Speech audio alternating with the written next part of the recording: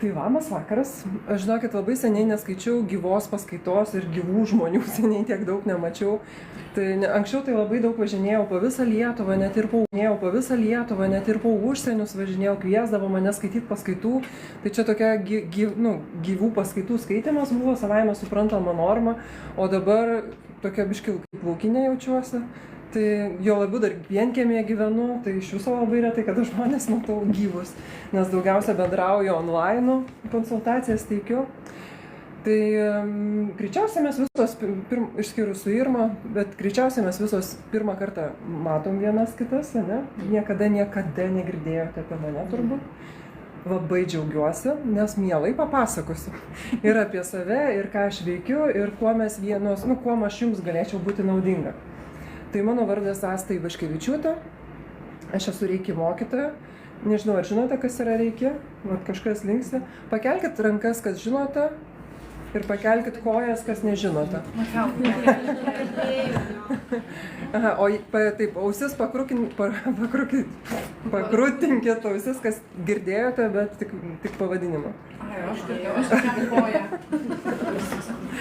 Tai gerai, tai aš dar vienas irgi džiaugsmas, jeigu ir manęs nežinote, ir apie reiki irgi nelabai žinote, tai šiek tiek papasakosiu ir apie tai. Tai aš esu reiki mokytoja. Reiki mokytoja aš esu nuo 14 metų, tai jau senokai. Ir per tuos metus labai daug kas apsisuko ir šiaip iš tikrųjų aš tai, ką pasakosiu jums šiandien, o tema yra raganystės. Tai šiandien, ką pasakosiu, tai aš pasakosiu ne iš vadovėlių ir ne kartosiu, ką protingi žmonės protingai pasakė, aš pasakosiu savo patirtį. Tai, ką aš iš darbinės, nes tai yra mano pagrindinis darbas. Jo, raganystės yra mano pagrindinis darbas. Neturiu jokių kitų darbų, turbūt 15 metų neturiu kitų darbų, visai tai yra vienintelė mano veikla, tai dėl to, tik tai tuo ir užsiemu nuo ryto iki vakaro. Tai dirbu raganą. Ir ta ragana iš tiesų, tai mane visi ir kaimynai raganą vadino, pasirodo, kuo toliau, tuos labiau sužinau, kad žodžiu, už akių raganą vadina. Ir šiaip ten sako, Asta atvažiuos, kokia Asta, ta ragana. Ir visi, taip aišku. Ir šiaip aš labai ilgai bandžiau save pristatyti, kažkaip tai oficialiai, ta prasme kaip čia. Padariau, nežinau net kaip įvardinti, nes iš tikrųjų esu sukūrusi prieš 8 metus, esu sukūrusi tokį metodą, kuris padeda žmogui tapti savo pačiam, tokiu kaip psichologų, psichoterapeutų, coacherių ir visai iš kitos pusės pamatyti, kas dedasi galvoj ir jausmuose. Kai prieš kelias dienas moteris rašė ir sako, norėčiau nuotolinio seanso, nes visiškai nesusitvarkau su savim. Tai reikia nuotolinio seanso. Tai tas nuotolinis reikia seansas žmogui, kuris visiškai nesusitvarko su savim, visai nelabai ką mačius, todėl kad tokiam žmogui reikėtų ne kad energijos kažkas pasiūstų ir kad nuotoliu sutvarkytų visas problemas, o kad padėtų išmokti, kaip susitvarkyti su savim, bet ne per prievartą, ne per jėgą, ne per draudimus, ne per taisyklės, ką galima, ko negalima, ne per, kad pozityva, būtinai dabar pozityva, o per tam tikrų dėsnių suvokimą. Ta prasme, suvokimą, mechaniką, kaip veikia ta psichika. Tai čia ilgą laiko tarpą aš užsiėmiau tom raganystėm, kurios iš tikrųjų buvo tokios, psichologinio pobūdžio. Tai o dabar kažkaip tai vis dėlto daug dirbau su savim ir jau dabar esu pakankamai drąsi vadinti save tą raganą, nes ir taip vis tiek mane tai vadina, susitaikiau su tuo matyti, priėmiau tai ir dabar atėjau jums papasakoti irgi apie tas raganystės. Tai dar irgi čia kuom aš užsiemu. Tai tikrai labai daug konsultacijų per tuos metus esu pravedusi ir labai daug įvairiausių variantų esu mačiusi. Dabar pastaruoju metu labai daug, turbūt kokie 99% visų žmonių, kurie ateina pas mane į konsultacijas, ateina į bioenergetinės konsultacijas. Tai reiškia, kad, raganystės darom. Ir labai čia yra, man pačiai irgi yra įdomu, nes tada aš galiu pamatyti, kaip veikia, kaip veikia. Nežinau net kaip aiškinti iš tikrųjų. Kaip veikia. Kaip viskas veikia, kaip veikia mintis, kaip veikia pasirinkimai, kaip veikia veikia įvairūs dalykai. Vat kaip žmogus ateina ir kas ten pas jį labai giliai. Ir organų lygyje, ten labai giliai, žodžiu. Labai giliai, jo, ten visai galima čia pasakoti. Tai ir tada šiandien taip, žodžiu, čia įžanga tokia buvo. Nežinau, ką dar pasakyti. Turbūt viską pasakiau. Tai dabar prie esmės, ne? Visos. Tai jo, ir pirma eilutė, kurią aš užrašiau, tiesa, aš žinau, kad ten buvo postas įkeltas, bet aš ir buvau užtaginta, bet aš jo nemačiau, tai aš nežinau, ar buvo parašyta tas, ką aš, tas tekstas, kurį aš rašiau, bet šiaip pirmas mano vos nesakinys buvo taip, kad mes gimstame visos raganos. Ir visi raganys iš tikrųjų, bet, kadangi čia mes moterų būrelis, tai čia mes visos raganos. Ir čia tikrai nenustebinau turbūt nei vienos, kad visos moteris yra raganos. Tai o kodėl vis dėlto nors būnam raganos, bet kodėl mes negyvenam to magiško gyvenimo? Kas čia vyksta su mumis? Ir gal aš pasakysiu, kas yra iš tikrųjų ta magija, taip kaip aš suprantu. Tai ta tikroji magija yra autentiškumas.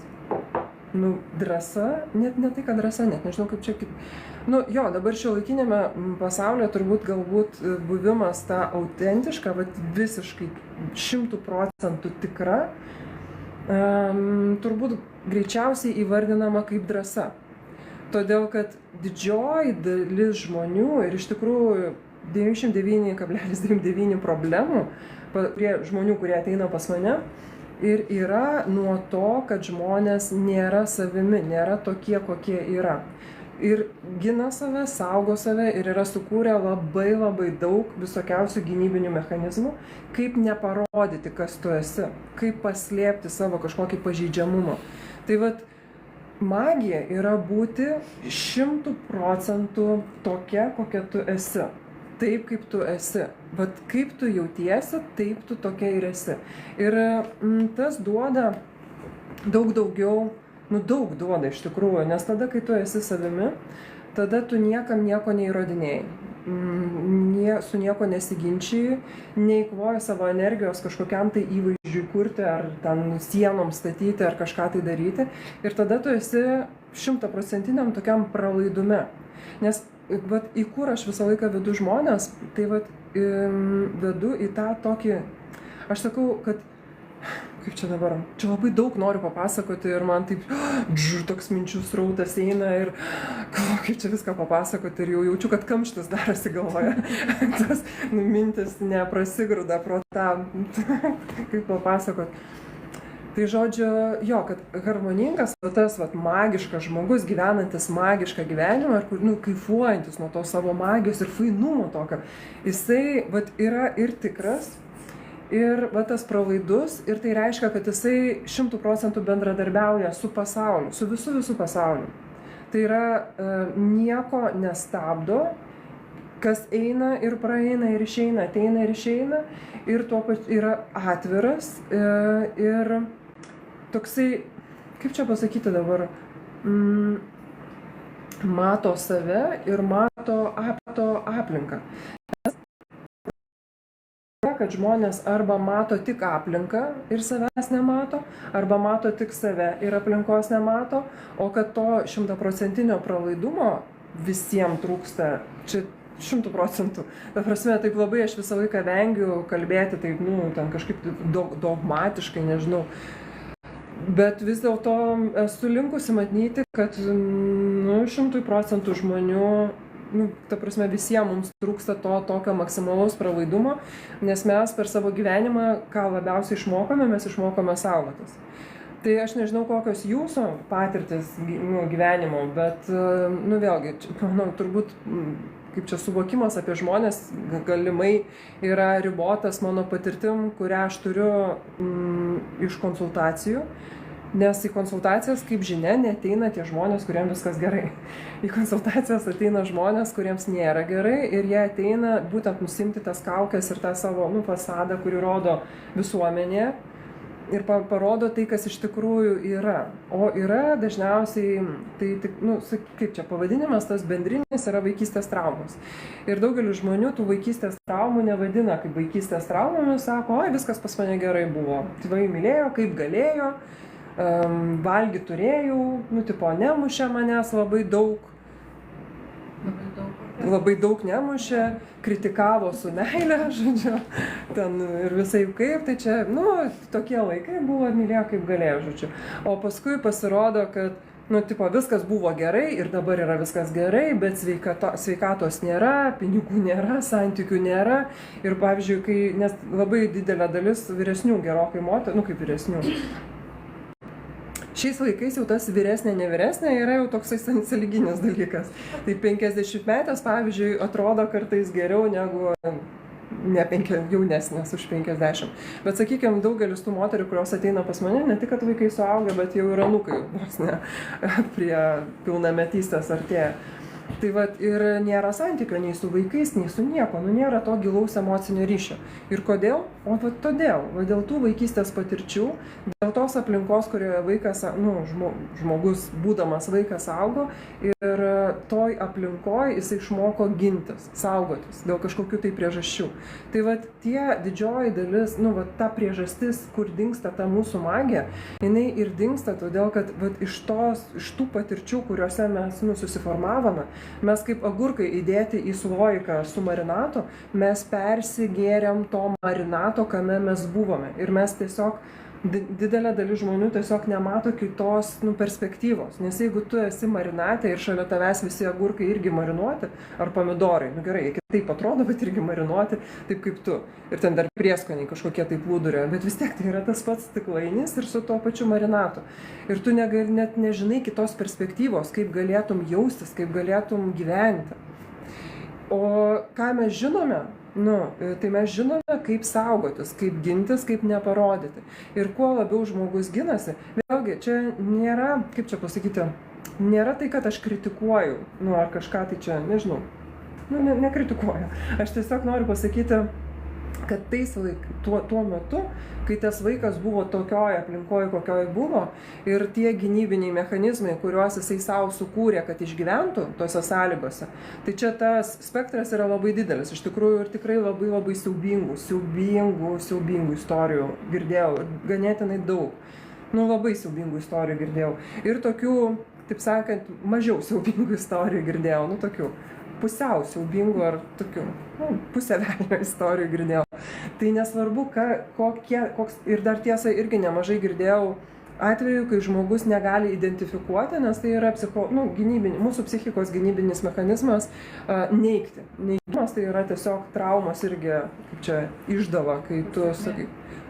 Pasiekmė tai yra irgi gynybinis mechanizmas, kaip save apsaugoti nuo to, kad nuo pripažinimo, ką tu iš tikrųjų patyrei.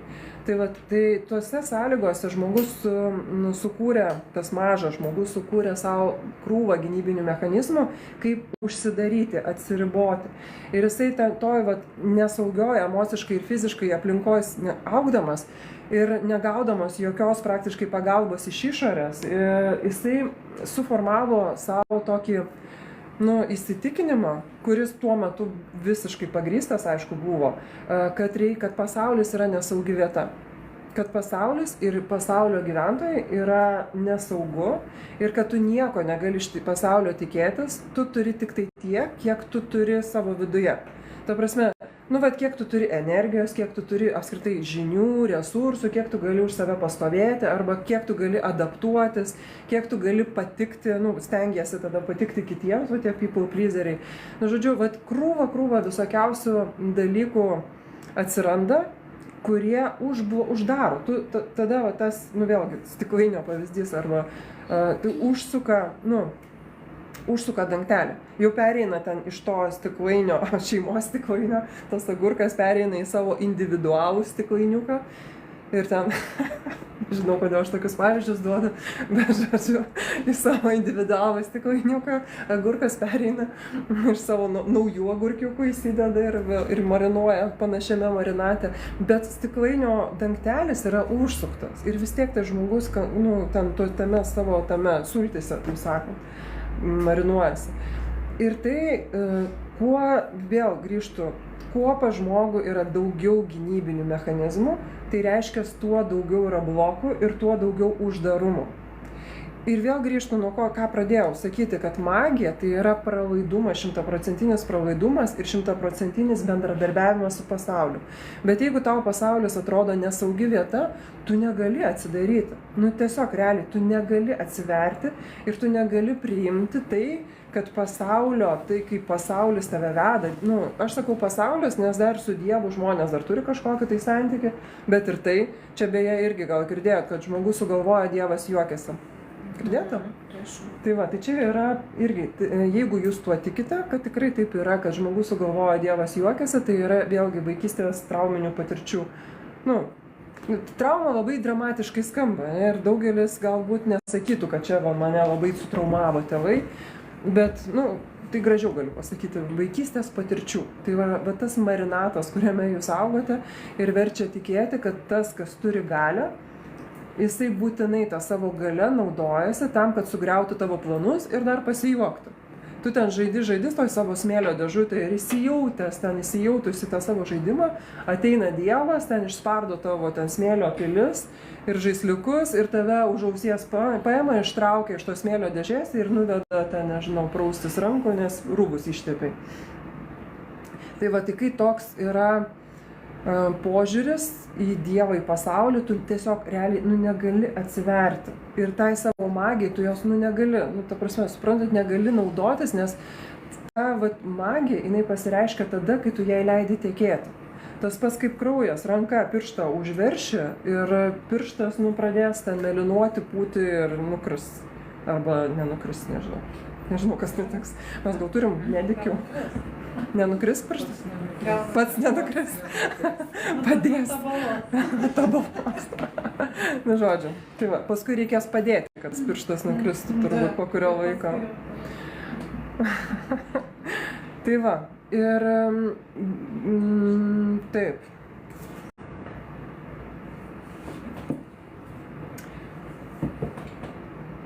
Dabar galvoju, tuoj čianais. Aha, tai va tas užveržimas, jisai labai trukdo būti, va tą gyventi, tą autentišką gyvenimą. Kažkaip man labai sukasi, čia visai neseniai, vėlgi, visai neseniai buvo atėjusi moteris į Reiki seansą. Reiki, vėliau gal apie Reiki pakalbėsiu, bet tai pats Reiki seansas tai yra toks, labai paprastas. Iš tikrųjų, žmogus ateina, atsigulio ant masažinio stalo, net nereikia nei nusirengti nieko, ten apklostų pledukais ir gali savo miegoti. O aš dedu rankas, tiesiog lečiuosi, net nei čiupinėju, nei minku, nieko nedarau, tiesiog dedu rankas. Arba galiu iš viso net nesiliesti, jeigu ten žmogui yra diskomfortas kažkoks.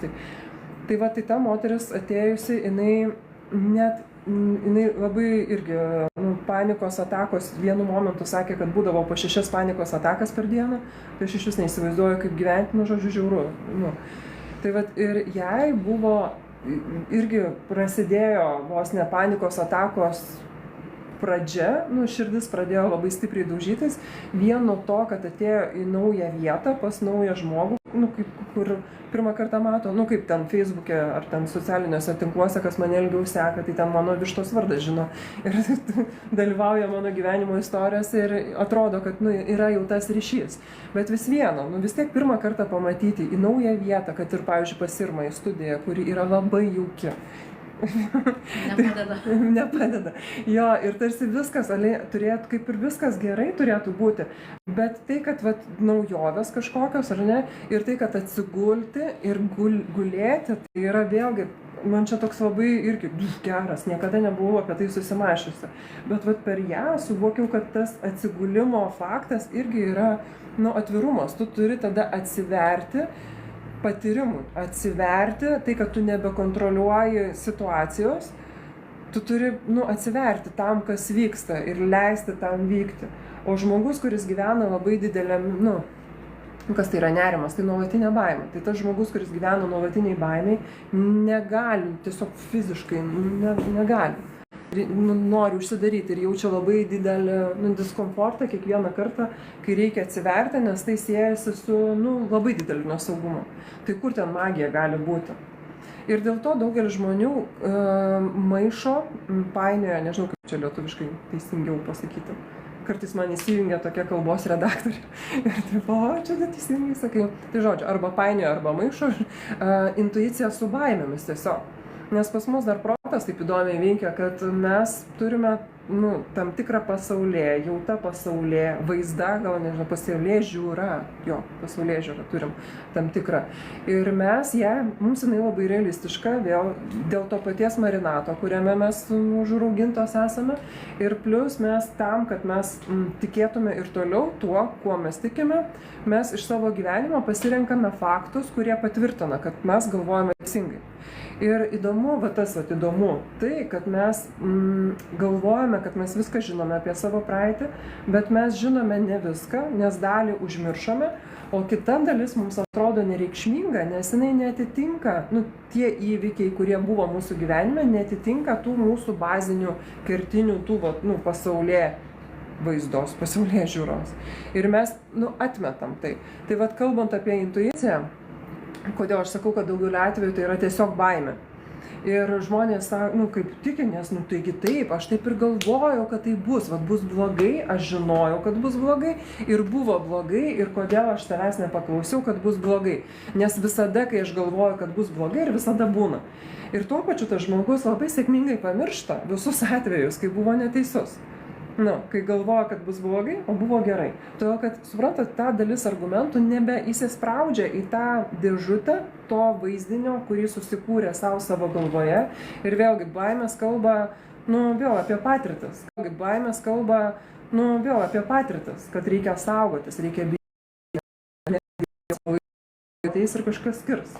Čia labai tikrai, vėl sakau, čia gal mano yra toksai, neatmetu, kad mano galbūt matymas yra kažkiek iškreiptas, nes žmonės, kuriuos aš matau, tai aš matau jos ateinančius su problemomis ir labai tikrai didelė dalis ateina iš narcisistinių šeimų. Tai ten yra iš viso iškreipta visiškai realybė.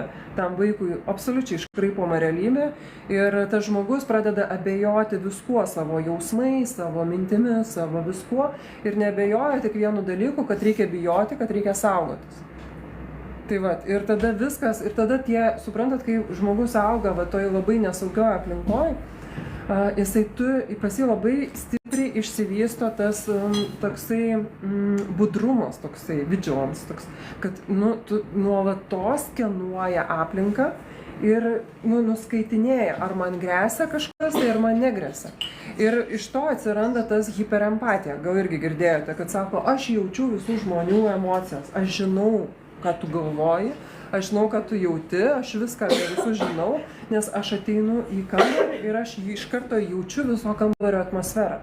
Galima būtų sakyti, kad tai yra magija, tai yra raganiškumas, bet jeigu nėra pusiausvyroje savęs pajautimo, suprantat, jeigu man yra svarbiau ne kas aš, jeigu aš save prarandu ir visą laiką prisijungusi prie aplinkos, tai yra ne magija, o tai yra trauminė patirtis tiesiog. Tai yra žmogus, kuris išaugo labai nesaugioje emociškai aplinkoje ir, suprantat, karo metu, mūšio lauke, kai tau lieja per ausis, čia alegorija, tai tau nerūpi, kad tau nosis bėga, nesusloguoja, arba kad tu pavargai. Tu susikoncentravusi į išgyvenimą ir tau yra labai svarbu sekti nuotaikas. Yra žmonių, kurie irgi sakė, kad iš žingsnių žino, kokios nuotaikos ten tėvas, patėvis, mama ar kažkas tai. Ar jau reikėjo mama ar kažkas tai. Ar jau reikėjo šokti iš lovos, ten vidury nakties, girtas arba tėvas girtas grįžo ir dabar be nuotaikos grįžo ir dabar ištraukš iš lovos ir ten sudubasins. Ar iš žingsnių, ar jau čia bus blogai, ar dar nebus blogai ir galbūt dar galėsiu pramiegoti, iki ryto. Tai tas toksai padidintas budrumas, praradus save, galima priskirti prie tų raganiščių, bet tai, apie ką aš kalbu, ta tikroji, magija, ta tikroji raganystė, jinai kyla iš pusiausvyros. Kai tu jauti save ir jauti aplinką. Ir nesisaugai tada, kai nereikia saugotis. Nes žmonės, sakau, užstringa toj nuolatiniai nerimo būsenoje ir net tada, kai niekas negresia, pas juos nervų sistema nepersijungia į tą ramybės būseną. Ir nuolatos suka smegenyse, suka istorijas ir saugosi, galvoja. Tai va, tai ta intuicija, jinai atsiranda, ta tikroji intuicija yra nebūtinai bloga, nebūtinai įspėjanti. Jeigu intuicija vien tik tai įspėja, kad bus blogai, tai čia yra ne intuicija, o baimės, tiesiog tai yra nesutvarkytos vaikystės patirtis, tai savivertės, žaizdos, sakykim taip. Nes tiesa, pasakysiu irgi apie savivertę, irgi daugelis žmonių galvoja, kad savivertė gali būti aukšta arba žema. Jeigu aukšta, tai pasikėlęs ir per daug geros nuomonės apie save, o jeigu žema, tai per daug blogos nuomonės. Bet ir narcizai, pavyzdžiui, žinote, narcizus tai dažniausiai visi žino kaip tuos, kurie apie save labai gerai galvoja ir patys savo faini ir visus kitus žemina, nes, aš fainesnė už tave. Bet iš tikrųjų narcisizmas turi labai daug ten tų veidų, sakykim, ir narcizai iš tikrųjų tai yra žmonės, kurių savivertė yra labiausiai pažeista. Daug labiau tų, agresorių savivertė yra daug labiau pažeista negu jų aukų. Nors atrodytų iš pirmo žvilgsnio, kad yra kitaip, bet tiesiog pas juos yra kompensacija tokia, kad jie kompensuoja per tokį pabrėžtiną savo kažkokį dominavimą, per savo autoriteto įtvirtinimą, per tokį valdymą. Tai va, pamiršau, nuo ko čia pradėjau, apie intuiciją atsimenu, kad kalbėjau apie intuiciją, kad jeigu tas yra toksai, kad nuskaitau visus labai jaučiu, labai visą laiką nuspėju, kad dabar kažkas tai bus blogai, jeigu tai orientacija, tai yra, nepilnas paveikslas, todėl kad pilnas paveikslas, ta tikroji, kaip raganystė, ta tikroji magija, kai tu jautiesi gerai ir kai tu esi visada čia ir dabar, iš tikrųjų, toks biški nuvalkiotai man, skamba, nežinau kaip jums tai skamba, bet man tas čia ir dabar 100 milijoną kartų girdėta. Kas nors gal iš jūsų negirdėjote frazės? Kas iš jūsų negirdėjote? Čia ir dabar. Bet gal jinai ir girdėta milijardą kartų, bet didžioji dalis žmonių ir nebūna. Jie neįsigirdi tų žodžių ir tarpžai neišgyvena tos akimirkos. Tai gal ir visai gerai tą kartot milijoną, gal reikia pabūt nors kartais čia ir dabar. Taip, bet būtent, kai žmogus užauga tokioje nesaugioje labai aplinkoje, visapusiškai nesaugioje aplinkoje, jisai negali patirti to čia ir dabar. Todėl, kad tam, kad būtum čia ir dabar, tavo protas turi nurimti. O pas juos yra viskas, kaip jie buvo toj amžinam saugojamasi ir strategijų kūrime, kaip apsisaugoti, kaip išgyventi, kaip paveikti, kaip padaryti kodėl žmonės labai prisikonektina ir nuskaitinėja visų kitų emocijas. Tam, kad padaryti įtaką, tam, kad užbėgti už akių. Jeigu aš žiūriu, pavyzdžiui, sukryžiuotos rankos ir nėra šypsenos veide. Ir, pavyzdžiui, aš galėčiau tada įsivaizduoti, jinai blogai apie mane galvoja ir dabar pulti reikėtų man linksminti jūs ir kaip nors parodyti, kad aš faina esu. Taip yra tokia gynybinė reakcija. Toksai, čia aš atsiprašau, kad jūs kaip pavyzdį paėmė. Tai va. Čia reikia patikti. Čia tyrimas vyksta dabar. Tai žodžiu, tiesiog, nes aš apsidairiau, nemačiau daugiau, kas taip sėdėtų ir labai man pasitaikė gera proga panaudoti kaip pavyzdį. Tai va. Čia taip. Tame ir esmė, kad, pavyzdžiui, kiek aš esu skaičiusi paskaitų, tai tie žmonės, kurie sėdi, jie labiausiai susiraukia ir tokie, tai jie dažniausiai būna labiausiai įsigilinę. Ta prasme, jie labai klauso įdėmiai ir leidžia per save ir labai, išgyvena labai ir tas, dažnai taip būna. O tos, dažniausiai moteris tai būna labai ten tokios, nurodo ten tą bendravimą tokį. Tai dažniausiai jos yra labiau susikoncentravusios į tą tokį, kaip čia, į santykio kūrimą, į parodymą, kokia aš čia bendrauju su tavim ir kokia čia aš faina, čia kaip šipsausi. Tai žodžiu, tai va. Tai jo, tai labai... Taip, keiskit savo poziciją.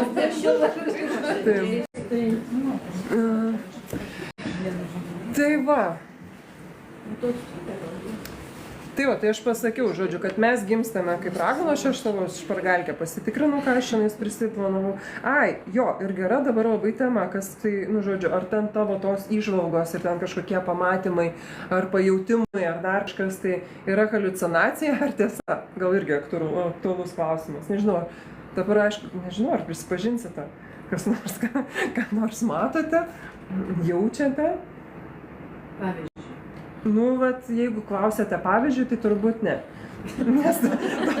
Nes tos, kurios jaučia ir mato, tai jos dažniausiai žino, apie ką aš kalbu.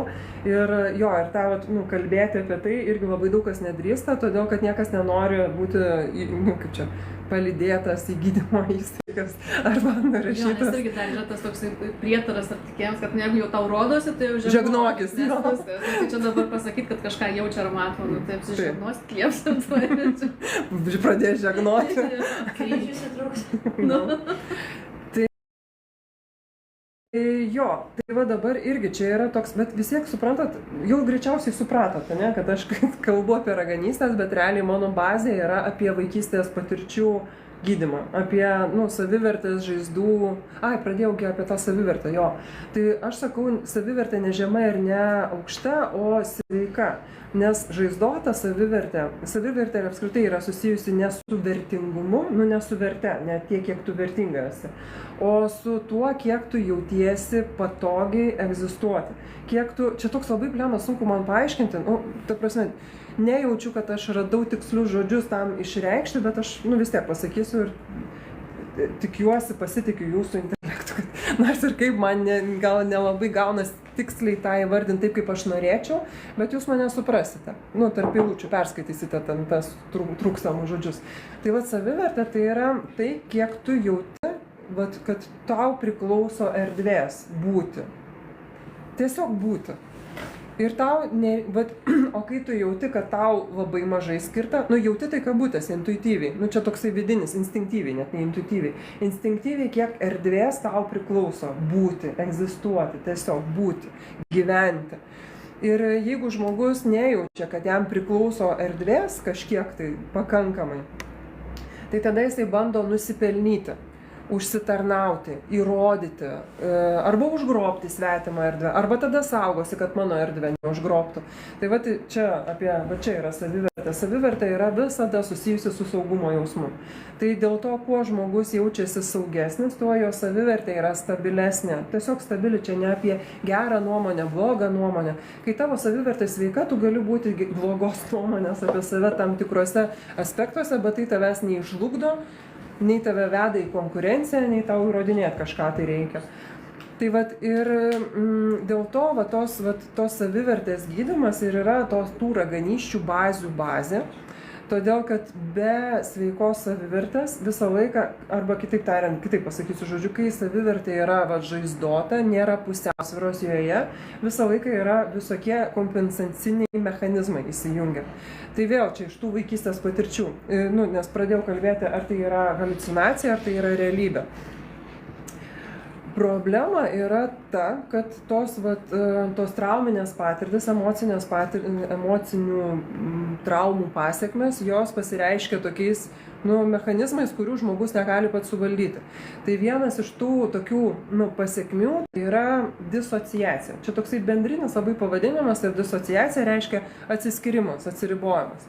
Tai kai tas mažas vaikas auga tokioje aplinkoje, kur jaučia labai didelį nesaugumą, įtampą, baimę, nerimą, atskirtį, emocinę atskirtį ir ten daugelį kitų visų dalykų, bet jisai negali išeiti, nes jisai neturi savo pinigų, jisai neturi savo namų, jisai neturi jokių resursų, jis nieko neturi, kad galėtų išeiti. Tai tada tas vaikas išeina arba į galvą ir pradeda labai daug galvoti, ir čia yra irgi labai didelė daugelio žmonių problema, kad jie nori sugalvoti. Ir galvoje magijos nėra, nes magija yra ne tavo mintis ir ne analizė, ne analitinis protas. Bet to aš neatmetu, nes vėl aš kalbu apie pusiausvyrą. Tai viena disociacijos forma yra, kai žmogus atsiriboja nuo savo kūno pojūčių, nuo savo emocijų, nuo savo gyvenimo realiai ir gyvena galvoje. ir sukasi galvoje. Ne? Kita disociacijos forma yra, jų yra šiaip daugiau, bet kita forma, kalbant apie raganystės, tai yra savo iliuzinio pasaulio susikūrimas. Tiesiog žmogus susikuria kažkokią tai alternatyvę realybę ir galbūt tai gali būdinga labiau būti tiems žmonėms, kurių vienas iš tėvų psichinę negalią turi. Pavyzdžiui, turi šizofreniją. Nes yra ir, kaip žinia, ir tokių. Ne? Kai yra labai didelė kontrolė, kai yra, žodžiu, irgi vėl daug labai tokių, žiaurių ganėtinai dalykų kontroliuojančių, tada žmogus savo susikuria alternatyvą kažkokią.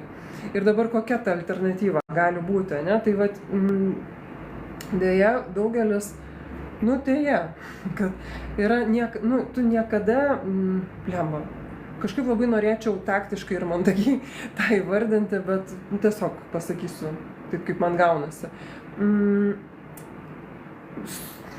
Negaliu, liežuvis nesiverčia. Gerai. Aš galiu. Jo. Deja, daugelis būrėjų, ar net ir dvasinio tobulėjimo keliu einančių žmonių, ir net ir psichologų, kaučerių, ir ko tik tai nenori. Deja, daugelis eina tuo keliu ne dėl to, kad iš tikrųjų tai yra jų kelias, o dėl to, kad tai yra jų kompensacija jų vaikystės patirčių. Suprantat? Jeigu... ačiū. Ne, tai čia elementaru, dažniausiai psichologai ir būna, kad save gydytų, o paskui tik tai, kai turi daug žinių, gali padėti kitiems. Pirmiausia, tai į save viskas. Taip, tai jeigu kalbam šiandien apie raganystės, tai konkrečiai, ne, apie tas ezoterikas visokias ir visokius matymus, tai kai tu jautiesi niekuo šiame gyvenime ir kai tu šiame gyvenime neturi vilties, kad būsi kažko vertingu, vėl čia apie savivertę grinai. Jeigu tu jauti, kad tu esi niekas, tavo gyvenimas neįdomus, tu negali kurti emocinio gilaus ryšio su aplinka. Nes tam, kad tu galėtum kurti emocinį gilų ryšį su žmonėmis aplink save, apskritai su žmonėmis, tau reikia atsiverti, o tu negali, nes pas tave yra, apsauginiai mechanizmai labai stiprus, tu gynybinė pozicija, tu giniesi, saugaisi, nes tu galvoji, kad tavęs nesupras, atstums, ten kritikuos ir dar kažką. Ir tu tokiam tam, kur sakiau, suoikė su agurkais, marinatė, užsisukęs dangtį ir dar ten, nežinau, dar šarvų užsidėjęs. Ir tu negali turėti ryšio su niekuo, su savim ryšio neturi ryšio su žmonėmis, neturi ryšio su gyvenimu, neturi ryšio su niekuo. Ir tada, o ką tada daryti?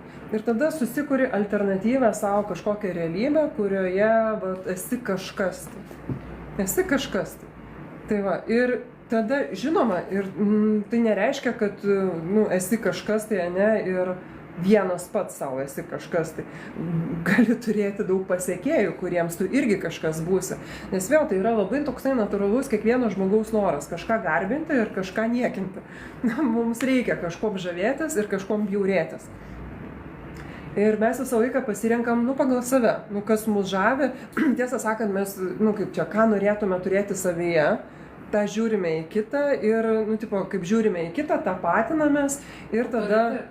Ir tada mums autoritetas, nes žiūrėdami į kitą, tam tikrą prasme išgyvename ir savyje ir mums tada faina. Tai vis viena, kadangi žmonių labai daug yra skirtingų ir su skirtingom traumom, bet realiai mes vieni su kitais bendraujame, kaip čia pasakyti, mes vieni kitus atrandame pagal traumų suderinamumą. Tai tie mūsų artimi draugai, arba vyras, pavyzdžiui, jūsų, tai jeigu jūs turit gerus, arba jeigu ir turit blogus santykius, jūs turit pagal savo traumą Taip. Ir dėl to, kai pradedate, pavyzdžiui, gydytis, save tvarkytis, jūsų ratas ima keistis. Nes pas jūs nebelieka to kažkokio suderinamumo, interesai pradeda skirtis.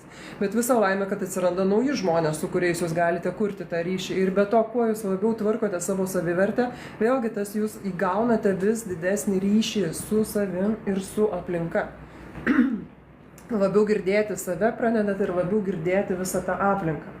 Tai haliucinacijos, ar tai yra realybė, ar tai yra haliucinacijos, visą laiką yra toksai klausimas. Ir man irgi, kadangi aš sakau, dalinuosi daug ir kalbu apie visą tai, Tai man dažnai rašo žmonės, kad va, aš ten matau, ten auras ar dar kažką tai matau. Ir blemba, nu man tai taip, nu irgi taip liežuvis nesiverčia, bet taip pasakysiu, žodžiu, nu ir kas, nu matai auras, nu ir kas, o kam nuo to pagerėjo, o tavo gyvenimas pagerėjo nuo to, kokias tu problemas išsprendai tas auras matydamas, spalvas matydama. Ir aš, pavyzdžiui, nu kaip, nu vėl pas mane, ačiū Dievui, aš irgi čia tas klausimas gal dažnai, ar ne dažnai, nežinau, žodžiu.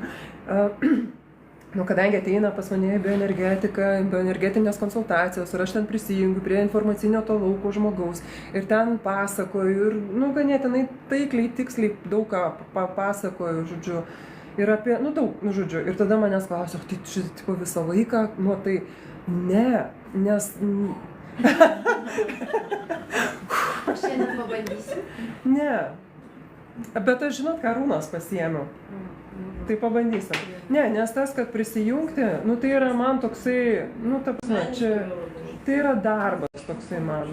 Jo, tai yra toksai ir tai yra, nu, blemba, net nežinau, kaip jums paaiškinti. Nu, paaiškinkite, labai įdomu. Kaip išnaudojate energiją, jėgas išnaudojate? Jo, bet apie reiki galiu papasakoti. Tai vat reiki, tai yra tiesiog pavadinimas praktikos. Jo, ir kadangi reiki šiaip tai labai daug visokiausių atšakų turi, ir atėjusi pirmiausiai į Ameriką, iš Japonijos atėjo į Ameriką ir tada Amerikoje tam tikrų momentų prisijungė irgi žmonės, kurie irgi užsiėmė visokiais ezoteriniais, bioenergetiniais dalykais. Ir kiekvienas nusekantis mokytojas, sakykime, vis tiek nuo savęs kažką tai prideda. Ir tie, kurie užsiiminėjo jau irgi visokiom bioenergetikom, ezoterikom, jie pridėjo visokius, nu, ezoterinius, energetinius, va, tokius tipo dalykus. Tai va, tai aš dabar labai gilinuosi į tai, kaip nuo ko viskas prasidėjo, kas ta iš tikrųjų, nu, vat, nu, reiki praktika, to kaip po tokia. Ir dėl to aš čia tą įžangą padariau, nes jūs galbūt girdėsite kitokius paaiškinimus, nes o Jėzau, ko aš tik nesu girdėjusi. Ir kad ten kažką paskui bioenergetikai, ten tas iniciacijas reiki išiminėja, nu, žodžiu, nesigilinkiam, žodžiu. Bet tai va, tai kaip aš vat suprantu, gilindamasi į tai, nu, ir skaitydama, mokydamasi, va tai, kaip nuo ko viskas prasidėjo. Tai reiki, vėl pakartosiu, tai yra tiesiog praktikos pavadinimas. Pati reiki, nu, žodis, ne, iš japonų kilmės kilęs, jisai apjungia dvi dalis. Rei ir ki. Rei tai yra dvasinis, dieviškas, nu, tai yra, nu, kaip paprastai tariant, tai yra ryšys su Dievu. O ki tai yra gyvybinė energija. Ir man patinka reiki praktika tuo, kad jinai, nes pas mus labai viskas yra susiskaidyta. Galva savo, nu, tipo protas savo, širdis savo, kūnas savo. Jeigu dvasingas, tai tada neturtingas, o jeigu turtingas, tai tada nedvasingas. Nes, tipo, jeigu graži, tai tada durna, jeigu protinga, tai tada negraži. Tipo, nu, ale, čia, tipo, juoda balta pas mus yra. O reiki to nėra. Vat, nu, šitoj vat, praktikoje, vat, nu, bet vėl, čia aš kalbu taip, kaip aš tą suprantu, taip, kaip aš gyvenu ir taip, kaip aš mokau savo reiki mokinius. Reiki praktikoje nėra atskirumo. Tam, kad tu galėtum eiti dvasinio tobulėjimo keliu, tau reikalingas tinkamai funkcionuojantis kūnas. Ir dėl to reiki praktika. Pirmiausia, ką tau padeda susitvarkyti kūną, emocijas ir išsigydyti savo įvairias ir tas pačias emocinės patirtis, ne? Kad tau netrukdytų tavo bagažas, kad tau lengviau būtų eiti tuo keliu. Tai va. Tai aš bioenergetikos tuos seansus, aš jos mokiausi bioenergetiką kaip po bioenergetiką mokiausi, bet dabar darau nebe kaip aš mokiausi, aš darau su reiki, nu, praktika su reiki metodais, įrankiais reiki, nes šitas kelias yra pats saugiausias tiek man, tiek visiems kitiems. Todėl, kad aš esu tik laidininkė, tai reiškia, aš nenaudoju savo asmeninės energijos. Nu, čia per bioenergetinės konsultacijas tai yra toks sąlyginis klausimas, nes aš vis tiek dalyvauju, nu, asmeniškai visame tame, aš vedu, kreipiu, kalbu, rodau, nu, ta prasme vis tiek, nu, neišvengiamai irgi dalyvauju. Bet didžioji dalis tų pokyčių, nu, energetiniam lygmenį, tų transformacijų yra daroma ne su mano asmeninė energija, o su, va, ta dieviška dvasinė energija, kuri niekada neveikia prieš valią, niekada nieko nedaro grubiai. Ir jos pagrindinis tikslas yra atkurti natūralią harmoniją. Tai va tai, ką aš nuo pat pradžių kalbu, žodžiu, apie tai, apie tą maksimalų pralaidumą, apie savęs nepametimą, apie man reiki kelias padeda apjungti dvi tokias ir suvokti, nežinau net kaip, nežinau žodžiu, labai sunku tą tikslų žodį parinkti. Bet čia tu mokaisi, aš mokausi, žodžiu, jausti save, būti atskira, individualybė, ne atskira asmenybė, žodžiu, ir būti visuma vienu metu. Nes vėlgi iš tų traumuojančių tų patirčių žmonės turi du variantus. Arba nejaučia savęs ir yra visuma, susilieja su aplinka ir nejaučia savęs, nes jaučia visus kitus, o savęs nejaučia.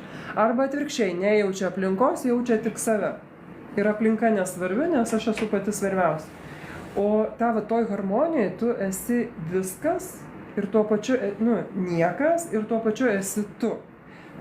Tai va, tai kalbant apie tas bioenergetinės konsultacijas, ne? Tai kai manęs klausia, ką aš matau, man nėra aš nenoriu, ta prasme, kaip čia, nenoriu aš matyti visada ir nenoriu matyti visko, nes kokia prasmė. Ta prasme, čia yra toks vėlgi iš smalsumo, kai tipo, kokia aš noriu jaustis išskirtinė ir dabar aš čia matysiu auras ir jums nesakysiu, bet aš žinosiu, čia, žodžiu, va čia ten, taip, čia va šitą. Jo, ir čia tipo, aš viską žinau ir čia vėlgi, suprantat, iš tos, čia yra žemos savivertės kompensacijos mechanizmas. Kai aš jaučiuosi, vėlgi, jisai suveikia tada, kai žmogus jaučiasi žemiau. Jeigu aš ateičiau pas jūs, ir aš jaučiausi prieš jūs žemiau, tai man reikėtų automatiškai įsijungia tas kompensacija, man reikia tada jaustis aukščiau už jūs ir tada, kad aš jaučiausi aukščiau už jūs, man reikia jūs kažkaip biškį nuleisti ir tada aš matau viską. Gal ir nematau, bet sudarau įspūdį, kad aš matau. Ir tada jūs, ir tada, žinot, ir tada tokį nustatau žodžių. Bet net jeigu ir matyčiau, nes aš esu per tuos metus sutikusi žmonių, kurie, tipo mato. Bet ir vėl, ir kas? Ir kas, kad tu matai ten tas auras? Vėlgi, ar tavo sveikata nuo to geriau? Ką tu darai? Ta prasme, ar... Kas pas tave asmeniškai, kas pasikeitė ir kaip tai praturtino pasaulį? Kaip pasaulis nuo to, kad tu kažką tai matai, tapo geresnė vieta? Niekaip, dažniausiai tai taip būna. Niekaip, nieko gero nuo to niekam nenutiko. Tai tada...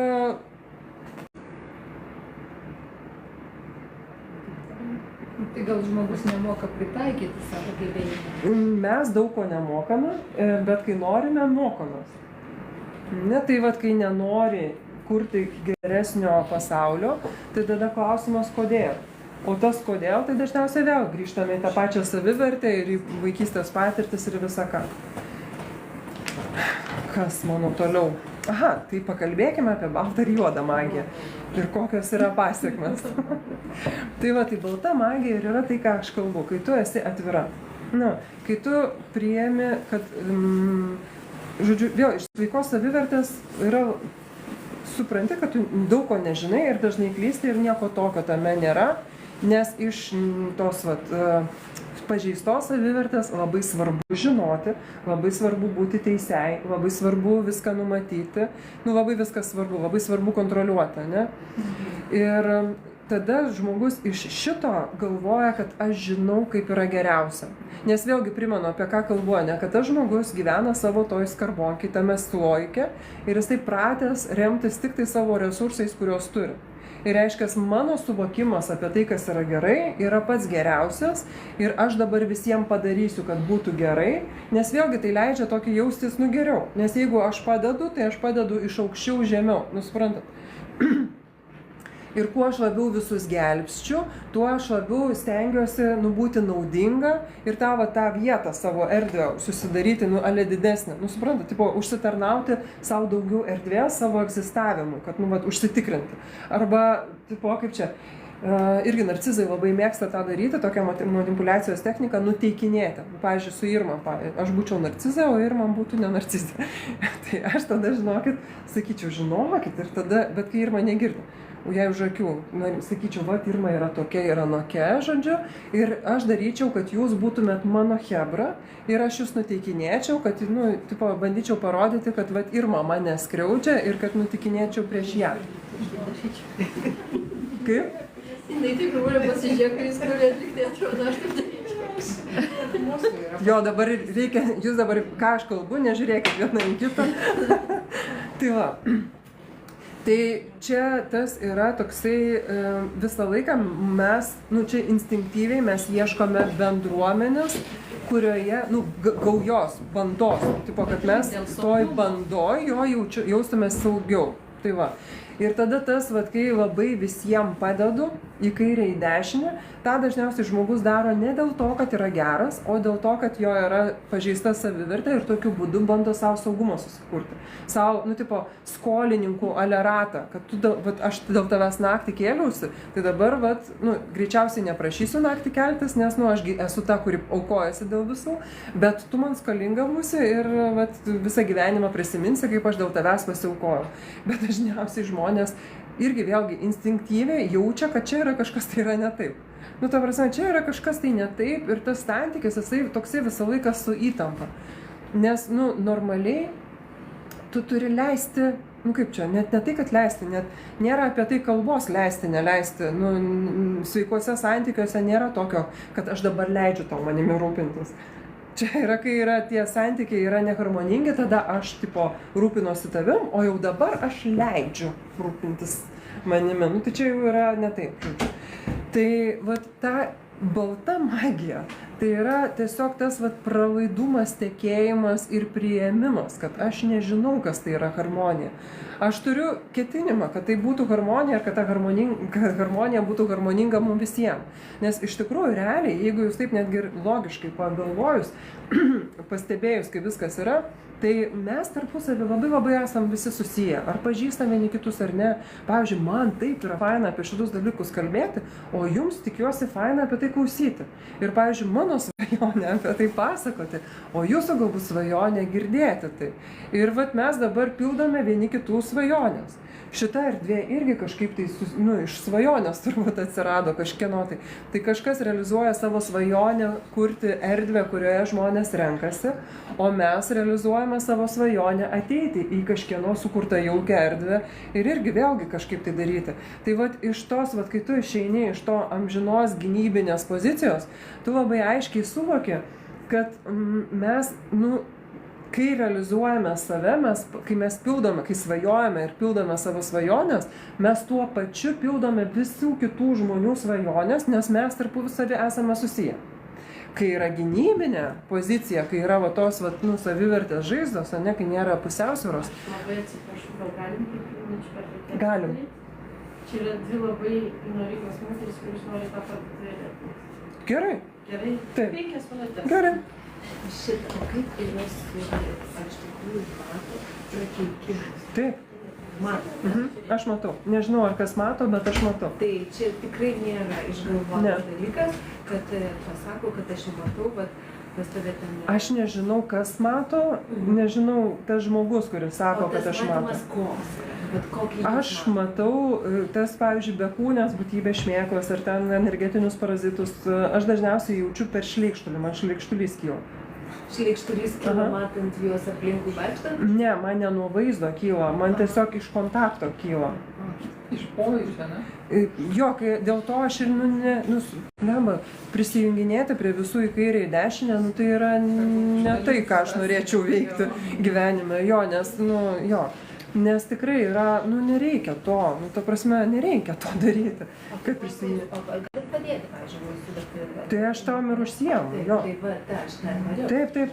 Taip. Ir beje, kodėl aš čia tiek daug pasakoju apie tas, vaikystės tas patirtis.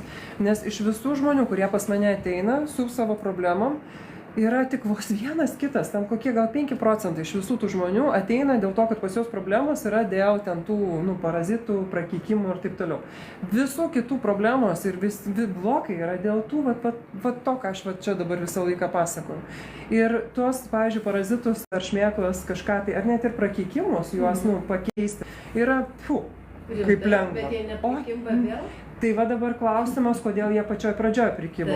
O jie prikibo dėl šitų gynybinių mechanizmų ir dėl to, kad žmogus sėdi savo skarbonkėje ir yra išsekęs visai ir nebeturi energijos arba turi, dar čia viena iš paskutinių konsultacijų, kur vedžiau irgi, jinai ten visa Bet man toks keistas jausmas, jinai kaip švyturį įjungusi ir tipo eikit ir valgykit mane visi, kas tik tai norite. Nes vėlgi tai yra vėl savivertės kompensacija. Ir ta prasme, aš jaučiuosi svarbi, reikalinga tada, kai aš va čia tipo aukojuosi, gelbsčiu, sprendžiu visus problemas, o ne savo problemas. Ir tada tokį, bet čia vienintelė, tik tai ją esu tokia, nes tikrai labai daug skirtingų žmonių mačiau, bet pas ją toksai kaip švyturys, žinot, naktį, ten audringa jūra ir švyturys, kad visi laivai rastų tą uostą. Tai jinai va švyturį įjungusi, eikite, jo, aš pasiaukosiu. Ir man tas rezonuoja, nes aš savo vaikystėje irgi, kaip jaunystėje, kol, atėjau į protą, tai aš irgi buvau ta, kur, tipo, bliama gėda sakyti, bet pasakysiu, buvau ta, rimtai, dėl kažkokių visai random žmonių, net pusiau nepažįstamų tokių, aš atsimenu, kad aš melsdavosi, Dieve, duok man šitą kančią, jau geriau aš kentėsiu. Tai jo, bliama durnė kokia buvau. Nieko, dabar protinga jau esu. Ir kam, kodėl? Kažkam ir padėjo. Dabar aš padedu. Tai tas žmogus, kuris ten sako, kaip švyturys, bet jisai... Kam? Šmėkom? Neišmėkom, bet gal kažkam padėjo su tuo pagalba. Ne, tam, kad tu galėtum padėti, tu pirmą turi padėti sau, nes kitaip tu nežinai, kas tai yra pagalba, kaip tai jaučiasi. Kodėl, pavyzdžiui, tie, kurie dirba, nes nežinau, gal girdėjote, kad dirba, pavyzdžiui, prabangiuose, ten kokiuose nors kruizinėse salonuose, kruizinėse laivuose, ar ten prabangiuose salonuose, restoranuose, kur ten aukščiausio lygio aptarnavimas, tai tie darbuotojai jiems duoda, kaip apmoka, kad jie patys tai patirtų. Nes jeigu tu niekada nepatyrei, kas yra aukšto lygio aptarnavimas, tu nežinai, kaip suteikti. Arba geras masažas. Arba jeigu tu tik tai masažuoji visus, čia tas pats kaip su reiki, nes tas, kaip sakiau, rankas dėti. Aš darau ir praktikas, pas save reiki praktikam, darau praktikų užsiėmimus, kad darytume vieni kitiem reiki seansus. Nes uždėti rankas yra viena, bet nes kaip padedi ir taip norisi pasiremti. Tai, pavyzdžiui, čia ant gerklės uždedi ir pasiremi, tai ne faina. Bet jeigu tau kas nors uždeda ir pasiremia, tada tu jau supranti, kas tai yra. Tai va tam, kad padėti žmogui, tu turi savo padėti ir suprasti, kad ir taip pat gėris, tai irgi kai sau darai gėrį, tai tada tu supranti, kas yra gėris, kaip tai jaučiasi. Ir plus, vėlgi, čia dar daugiau visko yra, aišku, bet žodžiu. O gerai, ta juoda magija egzistuoja? Taip, tikrai egzistuoja ir jinai prasideda nuo labai paprastų dalykų. Nuo būtent to, kad aš geriau žinau, kas yra gerai. Tai čia nėra taip, kad jis specialiai mokinosi to? Jo, po to jinai vystosi iki to, kad specialiai mokinosi, jo. Bet pati pradžia yra, o Jėzu, kiek aš gaunu tokių, ar jūs galite mano ten sūnui pasiųsti energijos, kad jisai padarytų tą ir taip ir taip, ar ten mano ten broliui, vyrui ir dar kažkam, tai žodžiu. Užsakymų tokių? Taip. Bet pasiųstų gerą žinią ar kažkokį ne? Ne, tai gera pagal mano supratimą, nes ašgi žinau, kas yra gėris. Tai va, tai kaip aš suprantu tą gėrį, tai va tam žmogui, kuris nesutinka ir nenori, nes nenori. Jau yra juodoji magija, taip. Ir pasekmės buvo tragiškos. Kodėl? Todėl, kad tai griauna harmoniją. Pasaulis yra labai harmoningas. Ir visa ta disharmonija, kurią mes patiriam dėl to, kad tai yra reakcija į mūsų disharmoniją, kurią mes kuriame savo vidumi, kurią mes transliuojame. Tai va, nes kai tu esi, čia kaip vėl, čia yra ne tai, kad, žinai, nėra, iš tikrųjų labai svarbu pasakyti, kad nėra šiame pasaulyje tokio būdo, ką daryti, kad visą laiką būtų viskas vien tik tai gerai. Nėra tokio dalyko. Ir kad visada tik tai gerai jaustumėsi ir kad viskas vien tik tai gerai būtų, nėra tokio dalyko. Bet yra toks dalykas, kad tu gali ten tas uraganas suktis, o tu esi to uragano toj aky, centre tame. Ir, taip, gali maždaug jau gan gerai gyventi, kad ir kas darytųsi aplinkui. Pavyzdžiui, vėl apie Mikao Usui, tai yra tas žmogus, kuris atnešė į mūsų, pradininkas reiki praktikos, kurią mes dabar galime naudoti, žodžiu. Tai jisai, reiki jo mokymų suklestėjimas buvo po to, kaip Japonijoje įvyko didysis žemės drebėjimas ir kai buvo ten belenkiek žūčių, belenkas buvo. tai jisai per naktį, nu, be jokio interneto, per naktį jo mokykla, jisai ir jo mokiniai tapo visoje Japonijoje žinomi ir jisai gydė žmonės, iš viso irgi čia legenda tokia, kad viena ranka viena, kita ranka kita, viena koja kilistas čia trečias, kita koja ketvirta, žvilgsnių penktą, kvaptų šeštą. Tai va. Jo, čia sudėtingai. Tai va. Tai todėl, kad labai daug nukentėjusių ir labai didelis poreikis buvo. Jo. Bet, kaip čia galima sakyti, kad šiaip tai iš tikrųjų, taigi jisai ne vienintelis. Ir reikia, šiaip iš principo reikia, tai nėra tai, kad čia yra specifinė kažkokia tai jo sukurta, kaip čia pavadinimas. Tai reikia Japonijoje apskritai yra tiesiog dvasinė praktika, tai vadinama. Čia tiesiog, kai atėjo į Ameriką, tai reikėjo Amerikoje kažkaip tai amerikonam pavadinti, tai ir pavadino reiki ir dėl to mes turime reiki, nes reiki nėra kažkokia atskira energija.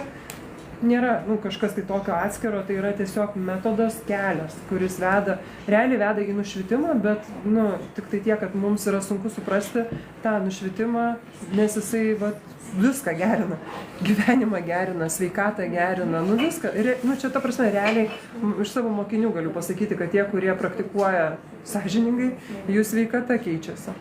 Sakykit, bet jūs paminėjote, kaip išeina, kad negali linkėti kitam žmogui kažko. Gali linkėti. Bet per kažką negali. Bet čia jau yra veiksmai. Jeigu aš, pavyzdžiui, linkėsiu jums gero, tai tiesiog, linkiu jums gero. Tai va, ir viskas linkiu. Gerai, bet jeigu dabar ateisiu ir dabar jums, žodžiu, darysiu gerą, su jumis nepasitarusi, nes aš geriau žinau, tai ką jūs išmanote? Ta prasme, iš viso nieko nežinau. Ne, linkėti gero, tai yra tiesiog pati jautiesi gerai. Pačiai yra žymiai geriau linkėti visiems gero negu blogo. Tiesiog. Ne?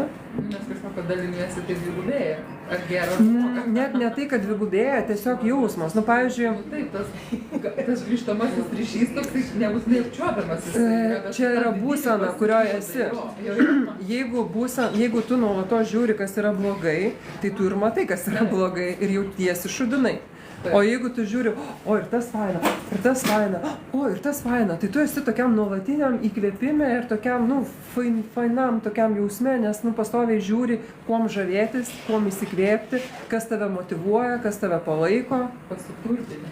Jo, ir pastoviai pasiturbinusi tokia. Ir tada, aišku, spinduliuoji tą įkvėpimą ir, tą gerą, vaibą tokį. Ane? Aš tiesiog jau paklausiu, kalbėjote apie narcisizmą šiaip. Tai tikrai daug kalbėsiu. Išgydomas, išgyvendinamas? Ne. Išgydomas? Ne. Ne žmogus maža tikimybė narcizai, iš vis nėra tikimybės, kad pasikeis. Nėra tokios tikimybės, kad narcizas pasikeis. Bet jeigu jis daug dirbs, tam linkme? Jisai nedirbs. Jis nedirbs.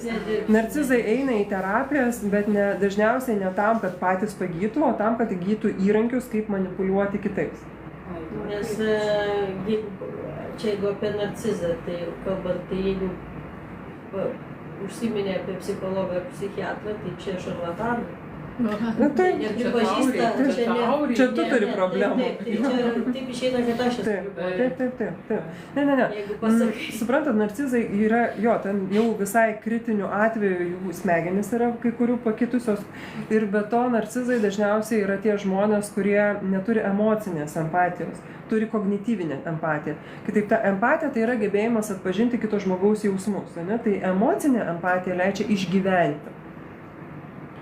Ir tada tu išgyveni kito žmogaus emocijas, gali susitapatinti ir jausti emocijas. Ir nefaina jaustis blogai ir tada tu nenori daryti blogų dalykų kitam žmogui. Narcizai turi kognityvinę empatiją. Reiškia, jie žiūri į tave verkiančią ir supranta, kad tau blogai, bet jie nejaučia jokio emocinio ryšio ir juo labiau nejaučia jokios atsakomybės. Ir vienintelis, ką jie jaučia, susierzinimą. Tu man trukdai. Bet jie gimsta tokie? Jie viena vertus gimsta, bet kita vertus tai yra jų irgi trauma, emocinė trauma. Tik tai jų atveju, kai yra tokia trauma, tai jie suprantat, kaip jie gali būti malonūs. Jie dažniausiai ir būna malonūs, kai jiems apsimoka. Bet tik neapsimoka, arba tik ten blogesnė nuotaika ir kažkas tai jie kerta. Ir kerta ten, kur jiem patiems skauda, bet tik tai mūsų skauduliai yra labai, panašus. Ir dėl to kerta, žodžiu. Tai va.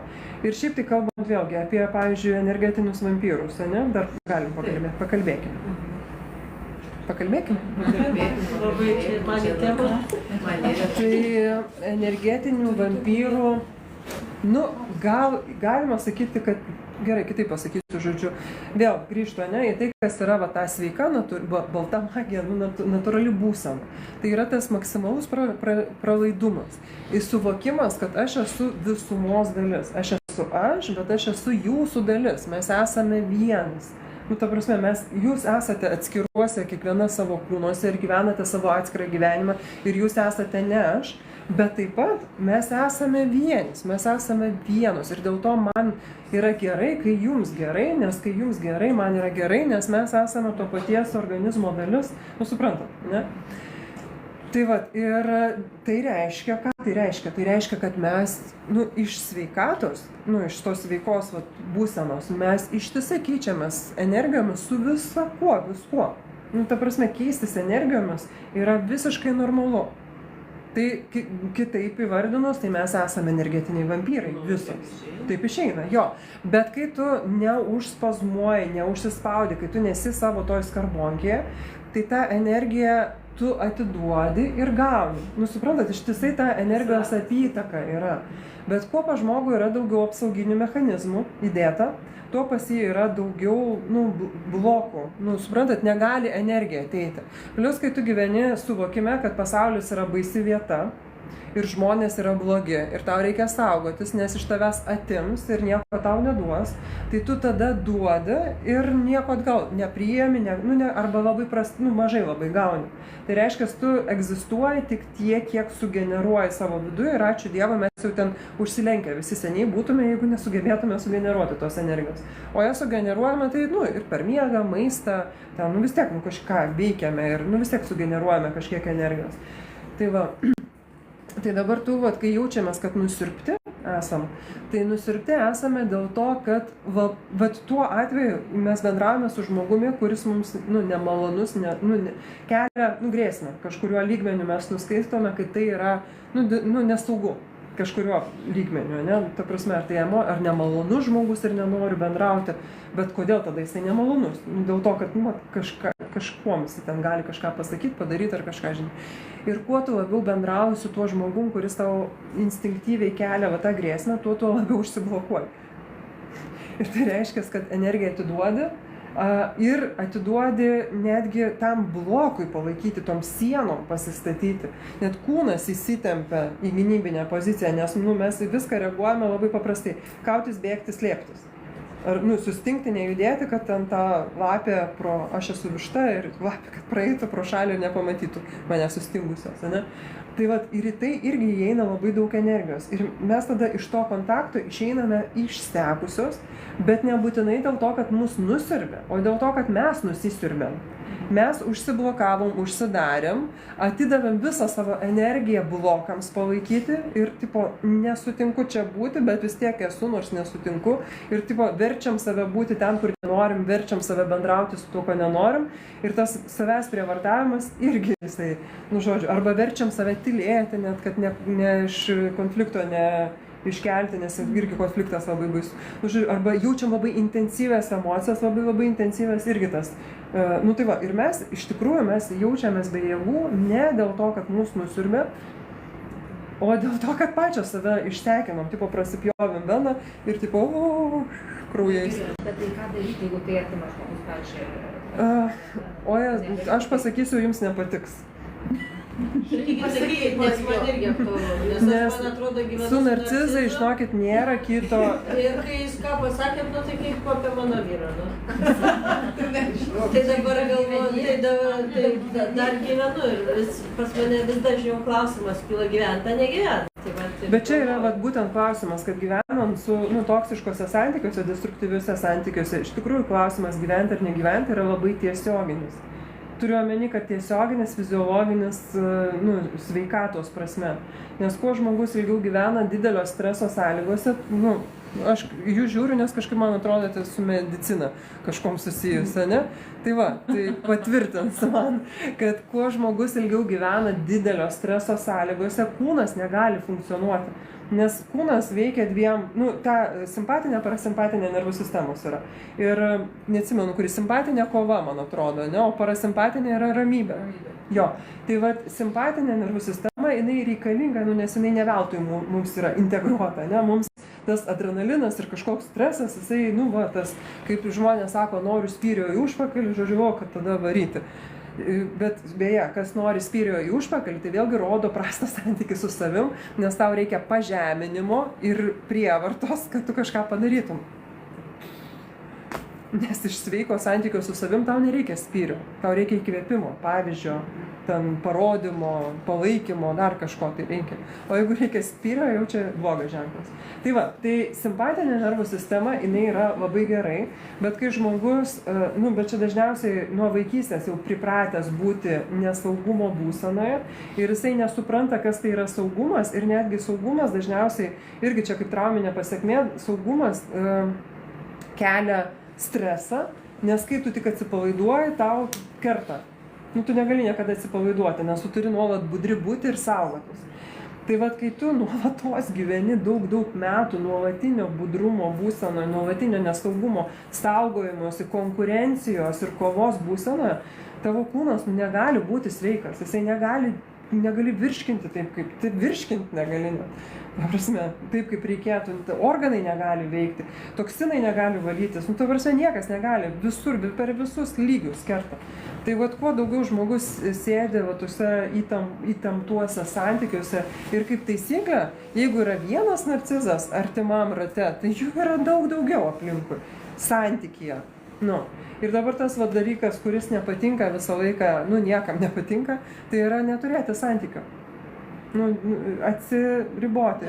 Nuo to narcizo, nuo to vampyro. Nepalaikyti. Nu, tas vampyras tai čia yra sąlyginis klausimas, bet nu, nuo toksiškų žmonių, kurie tave verčia jaustis blogai, kurie tave žemina, kurie tavęs neįkvepia, kurie yra nepastovus, kurie manipuliuoja tavimi, gaslightina, kurie verčia tave abejoti savimi, savo sveikų protų, savo emocijomis, kurie neįkvepia, o kaip tik sodina tave.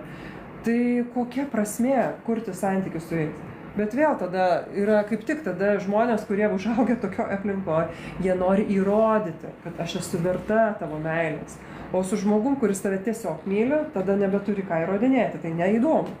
Tai tada renkiesi tuos, kuriems reikia įrodinėti. Nebėra iššūkio. Nu, nebėra iššūkio, nėra ką veikti ir tu net nesupranti kitos va, būsenos, kaip gali būti kitaip. Jo.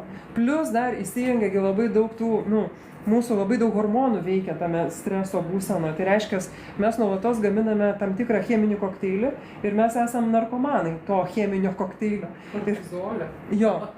Ir ten, nu, daug yra. Taip. Ir tada, kai tu... Per gerai, negerai. Tai va, ir tada, kai gyveni geriau, tada tau būna per daug gerai, kad būtų gerai. Nu, tipo, per daug gerai, kad būtų tiesa. Ir tipo, tada pradedi ant asfalto sliekų ieškoti. Ir tu susikuri savo problemą vėl.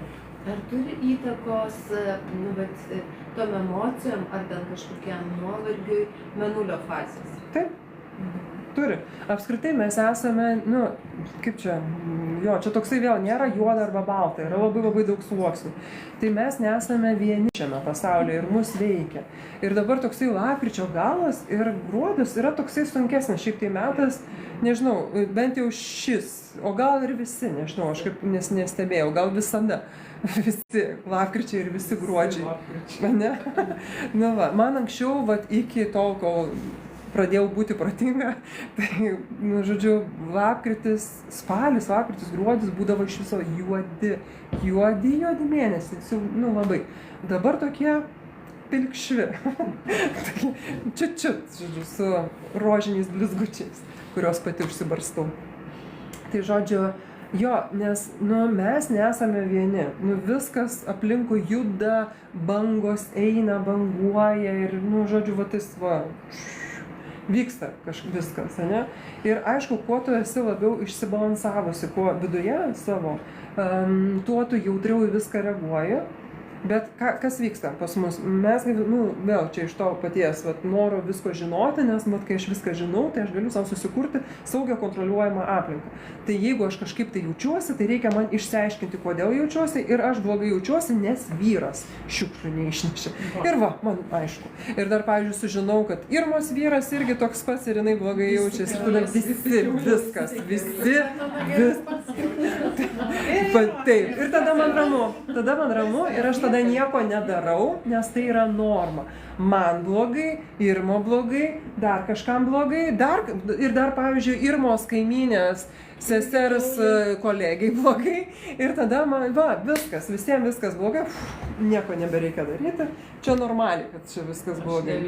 Aš ne viena. Čia kur sakiau, kad mums reikia bandos visą laiką gaujos, kad mes gerai jaustumėmės visame tame. Tai ir tada tu nieko nekeiti. O Dieve. Ne, bet beveik. Ten į tą reikia pakeisti tą kėdė į plyšį. Ačiū Dievui. Pas mane namuose, žinokit, yra viena kėdė, kuri yra saugi sėdėti. Viena kėdė. Tai aš pripratusi nesaugiai sėdėti ir pagalvojau, kad vėl karma grįžo. O kaip tada patartumėt va tais nuliais, va tais besaulės mėnesiais, kaip patartumėt, ką daryti, kad jie būtų tokie linksmesni su tais rožiniais blizgais? Jie nebus linksmesni. Jie nebus, žinokit, ne, bet nes... Jo, nebus. Nebus, žiūrėkit, rožiniai, yra. Jo, pas mane irgi. Žiūrėkit, kokia mano pristakra. Taip, matėm. Tai bet žinot ką, visą laiką vėl, čia yra tai, ką, kaip sakau, tas pralaidumas ir nesipriešinimas ir atvirumas, priėmimas, ne to, kas yra. Bet priėmimas vėl su žema savivertė atrodo priimti, tai reiškia pateisinti, nuleisti rankas, ten būti aukos būsenai. Aš kalbu apie priėmimą, tai yra per faktų konstatavimą. Jaučiuosi šudinai. Jau dabar nieko negaliu padaryti, negaliu išmiegoti nakties, kurios neišmiegojau.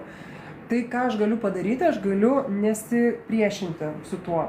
Čia toksai labai, subtilus reikalas yra, kad mes nesutinkame blogai gyventi, nesutinkame blogai jaustis, nesutinkame sirgti, nesutinkame neturėti jėgų, nesutinkame. Ir nieko nedarome, kad taip nebūtų. Viduj jaučiame, viduj priešinamės, visam tam priešinamės, nepriemu savo gyvenimu.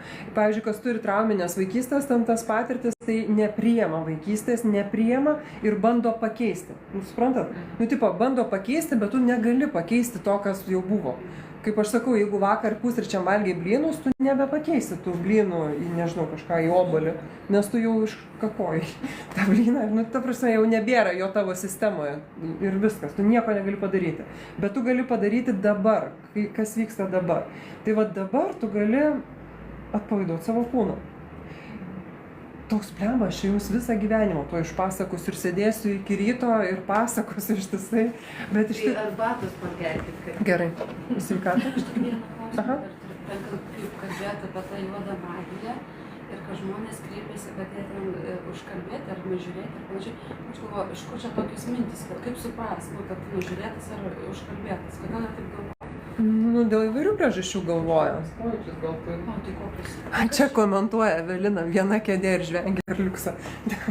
Mano namuose yra viena kėdė, kur yra, sveika pilnai. Nes kitos yra atsiklijavusios ir jos išsineria. Aš neprisiruošiu suklijuoti. Tai iš kur žmonės žino? Jo, jie jaučiasi blogai ir tada ieško, kas kaltas, kas atsakingas už mano blogą savijautą. Tai ne ašgi. Aš jaučiuosi blogai, taigi ne aš. Aš šiaip tai gera esu. Ir nepykstu niekada. Čia jūs mane pykdote.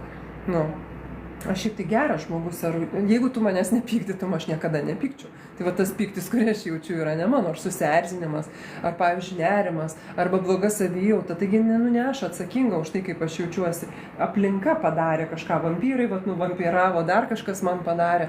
Ir pavyzdžiui, tos šmėklos, ten visa, kas parazitai ir ten magija, ir ten belenkas, tai irgi yra toksai geras atpirkimo ožys, bet kas kaltas rasti. Bet aišku, kad vis tiek yra. Taip, taip, jie egzistuoja, tos būtybės ir būna kartais, bet sakau, tikrai tai yra labai, Nu, tikrai gerokai rečiau, taip, nu, va, tos magija ar ten visa kas gerokai rečiau yra, negu, va, vaikystės patirtis, bet neromantiška savo, nu, tvarkyti savo savivertę. Nu, turbūt. Bet ar gali tai ateiti tie visi užkalbėjimai, nežiūrėjimai per giminę? Per belenką gali ateiti. Ai, apie giminės, apie giminės karmą turbūt klausėte. Geras klausimas, jo, labai geras klausimas. Nes čia apskritai ateina toksai iš viso keistas toksai suvokimas, čia gal su krikščionybė kažkoks susijęs, kad Jėzus už mūsų nuodėmes atkentėjo, buvo už mūsų nuodėmes nukryžiuotas ir mes perėmė mūsų nuodėmes, nuolė karma, ne Jėzus.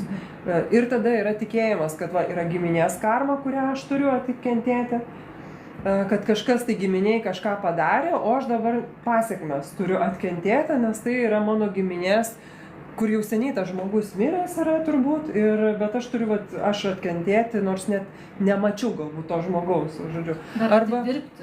Jo, giminės, jo. Tada gyvūnai irgi yra požiūris, kad mano gyvūnai perima iš manęs kažką, tai mano energija kažką ir tada jie irgi atkenčia mano karmą, perima ir kažkaip tai išgyvena. Mano žiniomis vienintelis Jėzus tą darė. Daugiau niekas, nes mes turime kiekvienas savo karmą. Ir pavyzdžiui, vėl, čia šiandien video tokį dariau, pasakojau, aš tau tai tikrai pasakau, o čia pasakau, nes jo neprisimenu, nepasakau. Ačiū. Tai žodžiu, vakar labai geras, kaip įdomi, žinokit, buvo. Nu, labai man pačiai įdomu buvo. Žodžiu, moteris, vyras narcizas, atėjo panikos atako, žodžiu, mes ten su juo labai daug ko negalėjom padaryti, nes, per daug jautri nervų sistema. Tiesiog, nes to kritiniu atveju, negali lysti, nes net mažiausias pajudinimas iššaukia reakciją ir, žodžiu. Bet aš ten kabutėse vaikščiodama po ją, pamačiau tokį vaizdinį labai įdomi, žodžiu, kad jinai buvo praeitam gyvenime diedas, karys, ten kryžiuotis, kalavijuotis, nežinau kas, bet blogas žmogus. Toksai, nekoks žmogus. Ir jinai labai, tas vyras, jinai labai niekino moteris ir visus silpnus. Jie visi tokie, kaip kirminai jam atrodė. Tokie, pasinaudoti ir tiek žinių. Ta prasme, nieko labai šaukšto ir labai taip arogantiškai ir labai grubiai žiūrėjo į moteris ir vaikus. Žodžiu. Ir jinai dabar šiame gyvenime yra moteris, yra silpna ir turi vyrą, kuris tas ją žemina. Ir jai, ką? Nesakau, šitas skaičius tą knygą klausęs sielos, kur sielų kelionės, kad būtent mes ateina į tą kitą gyvenimą, jeigu jau buvai labai blogas, ateini į tą aukos vaidmenį. Tai į tą aukos, bet aš tą supratau, kad, žodžiu, ne kaip bausmė jai, o kaip galimybę alternatyvą pamatyti. Ta prasme, bet čia, suprantat, labai svarbus toksai žodis nėra bausmės, ne bausmė, nes pas mus irgi čia turbūt iš krikščionybės, gal irgi kaltas, kad nukentėti, bet gal ir ne tik iš krikščionybės, nes irgi karma, pasiekmės, bausmė, čia tu turi atidirbti tą karmą, tu nusikaltai, kentėti, bausmė, pas mus labai bausmės yra. Ir aš jos tą istoriją, aš pamačiau visiškai ne per bausmės, ne per jokią bausmės prizmę. Siela, kuri yra amžina ir nemirtinga ir jai yra tie gyvenimo epizodai, yra tiesiog tokie trumpi epizodai ir kai tu nesitapatini su tuo, tai yra tik istorijos, kurias patyrimas kažkoks. Ir ta siela, buvusi to vyro kūne, jinai patyrė tą būseną, kai tu menkini visų, kai esi labai stiprus ir labai garbini savo jėgą ir labai menkini ir niekini ir bjauriesi visais tais silpnais. Ir dabar jinai siela gavo, taip panorėjo, netgi nebuvo tai, kad nubausta ir ją paskirta, kad jinai dabar kitą aspektą tiesiog žiūri. Net nežinau, kaip čia dar, kokį pavyzdį, kaip čia dar aiškiau paaiškinti, toks kai tu valgiai sūrį ir dabar sugalvoji, jau viskas, nebenoriu silkės, noriu pirago ant silkės, arba po pirago silkės noriu. Tiesiog tą įvairovę patirti, pasižiūrėti, o kaip iš šitos pusės. Ir dabar jos šio gyvenimo užduotis yra iš tos silpnos aukos moters atrasti pagarbą moteriai.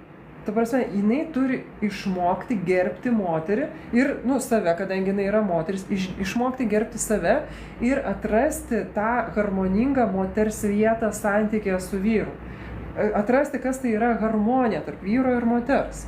Ne iš aukos agresoriaus pusės, o iš tos harmonijos. Tai tada ir pasikeis ir visi santykiai pasikeis. Taip. Čia kaip su narcicizmu, tai kai būsi pati narcizu. Ne, tada kai būsi, va čia yra bėda ta, jo, bet žmonės, kurie gyvena va tuose santykiuose, disfunkcijose, nevadinkim juos disfunkciniais, jie žino tik 2 elgesio modelius, auka arba agresorius. Kai esi su agresorium, tu esi auka. Bet tik gauni progą būti su nebe agresoriu, tada tu pasikeiti ir tampi agresoriu. Tai va. Tai sveikuose santykiuose nėra tokio dalyko. Agresorius auka. Sveikuose santykiuose yra partnerystė ir lygybė. Kaip čia labai sunku iš tikrųjų suprasti tą, kas tai yra harmoningi santykiai, nes tai yra kitas marinatas. Tu turi O jūs matot pas visus žmonės tą buvusią karmą praeitus gyvenimą? Aš matau tą, ką man reikia pamatyti tam žmogui, kuris atėjo pas mane į konsultaciją. Tuo metu. Taip. Nes tie žmonės, nes yra žmonių, kurie vieną kartą ateina, o yra tokių, kurie nusprendžia dirbti su manim ir mes susitinkam, ten reguliariai, ne kartą per savaitę, pavyzdžiui. Ir kiekvieną kartą aš pamatau būtent tą, kam atėjo laikas pasikeisti.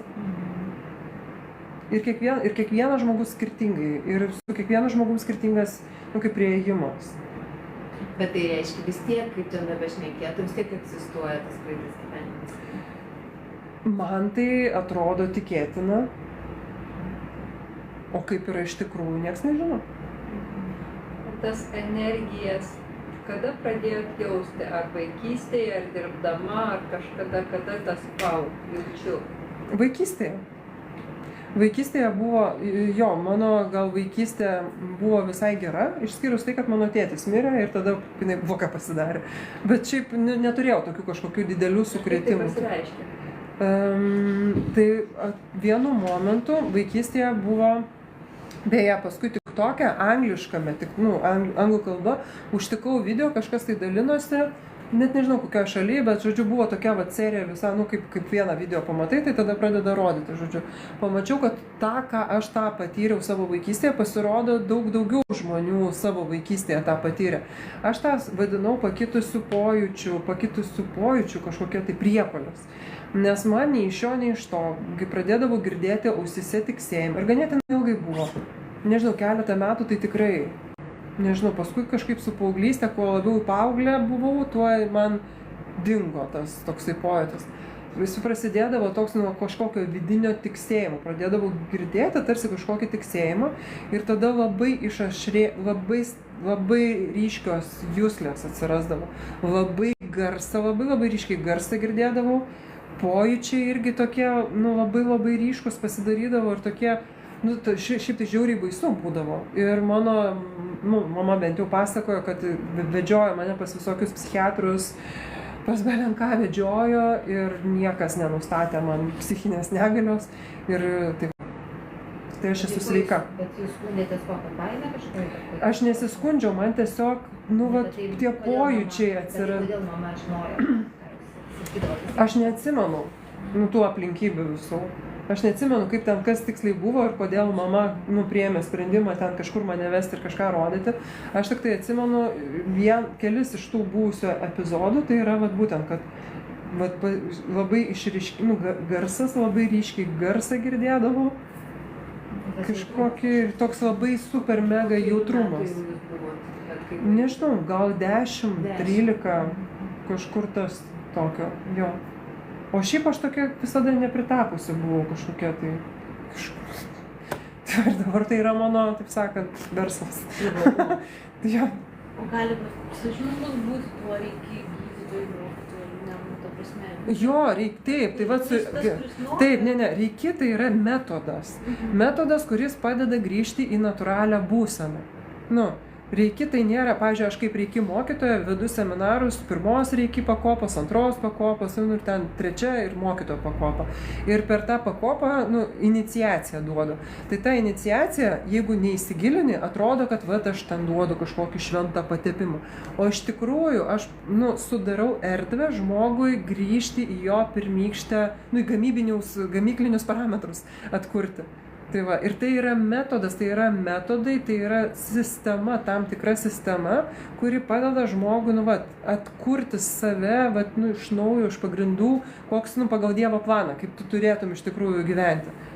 Tai va, tai nėra kažkas, tai kad aš kažką duodu, įdėgiu, ar ten kažką su tavimi. Ne, bet aš turiu, gal ne kiekvienas žmogus turi... Kiekvienas, nes ne kiekvienas nori to užsiimti, tai čia, kurie nenori, tai net... Kurie nori, tai gali.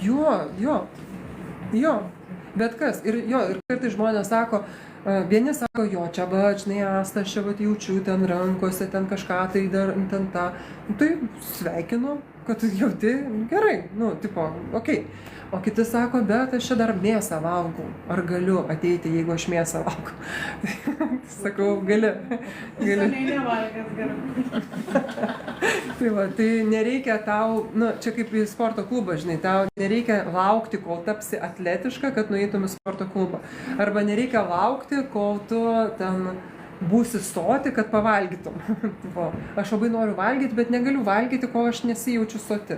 Vat kai aš pasijausiu soti, tada pasiimsiu bliūdą ir ten valgysiu sriubą. O kodėl religija sako, kad būrimas, daro tos kortos, arba šiaip tokios pranašystės, kad tai yra blogis, šėtonas ir dar. Kodėl taip yra sugalvota, kad tos moteris, kurios turi tą dovaną, arba ten labiau gydo su žolelėm ar su rankom, kodėl jos yra tos šėtonės? Todėl, kad čia yra dar kita tema, todėl, kad moteris visais amžiais buvo labai, kaip čia pasakyti dabar, užspaustos, menkinamos. Tai tik tai prieš 100 metų moteris galėjo turėti banko sąskaitą savo vardu. 100 metų. Mūsų močiutės realiai negalėjo atsidaryti savo sąskaitos banke. Tai, ir po šiai dienai dar vis bandoma įdiegti moterim, kad jos turi būti silpnos. Silpnos, bejėgės, be nuomonės, patogios, kad turi apsiriboti tik tai tarnystę, pataikavimu, kažkokiu patarnavimu ir taip toliau. Bet čia vėl, pavyzdžiui, prietaras yra, nes jeigu žiūrėti, tai pačioj religijai senas tradicijas, kūčių vakarą visi burdavosi. Bet čia yra dėl to, čia yra tai, kad lietuvius nepavyko iki galo padaryti krikščionimis. Čia yra pagoniška šventė. Bet čia tada vėl, tai yra vis tiek, tai yra tas pats būrimas.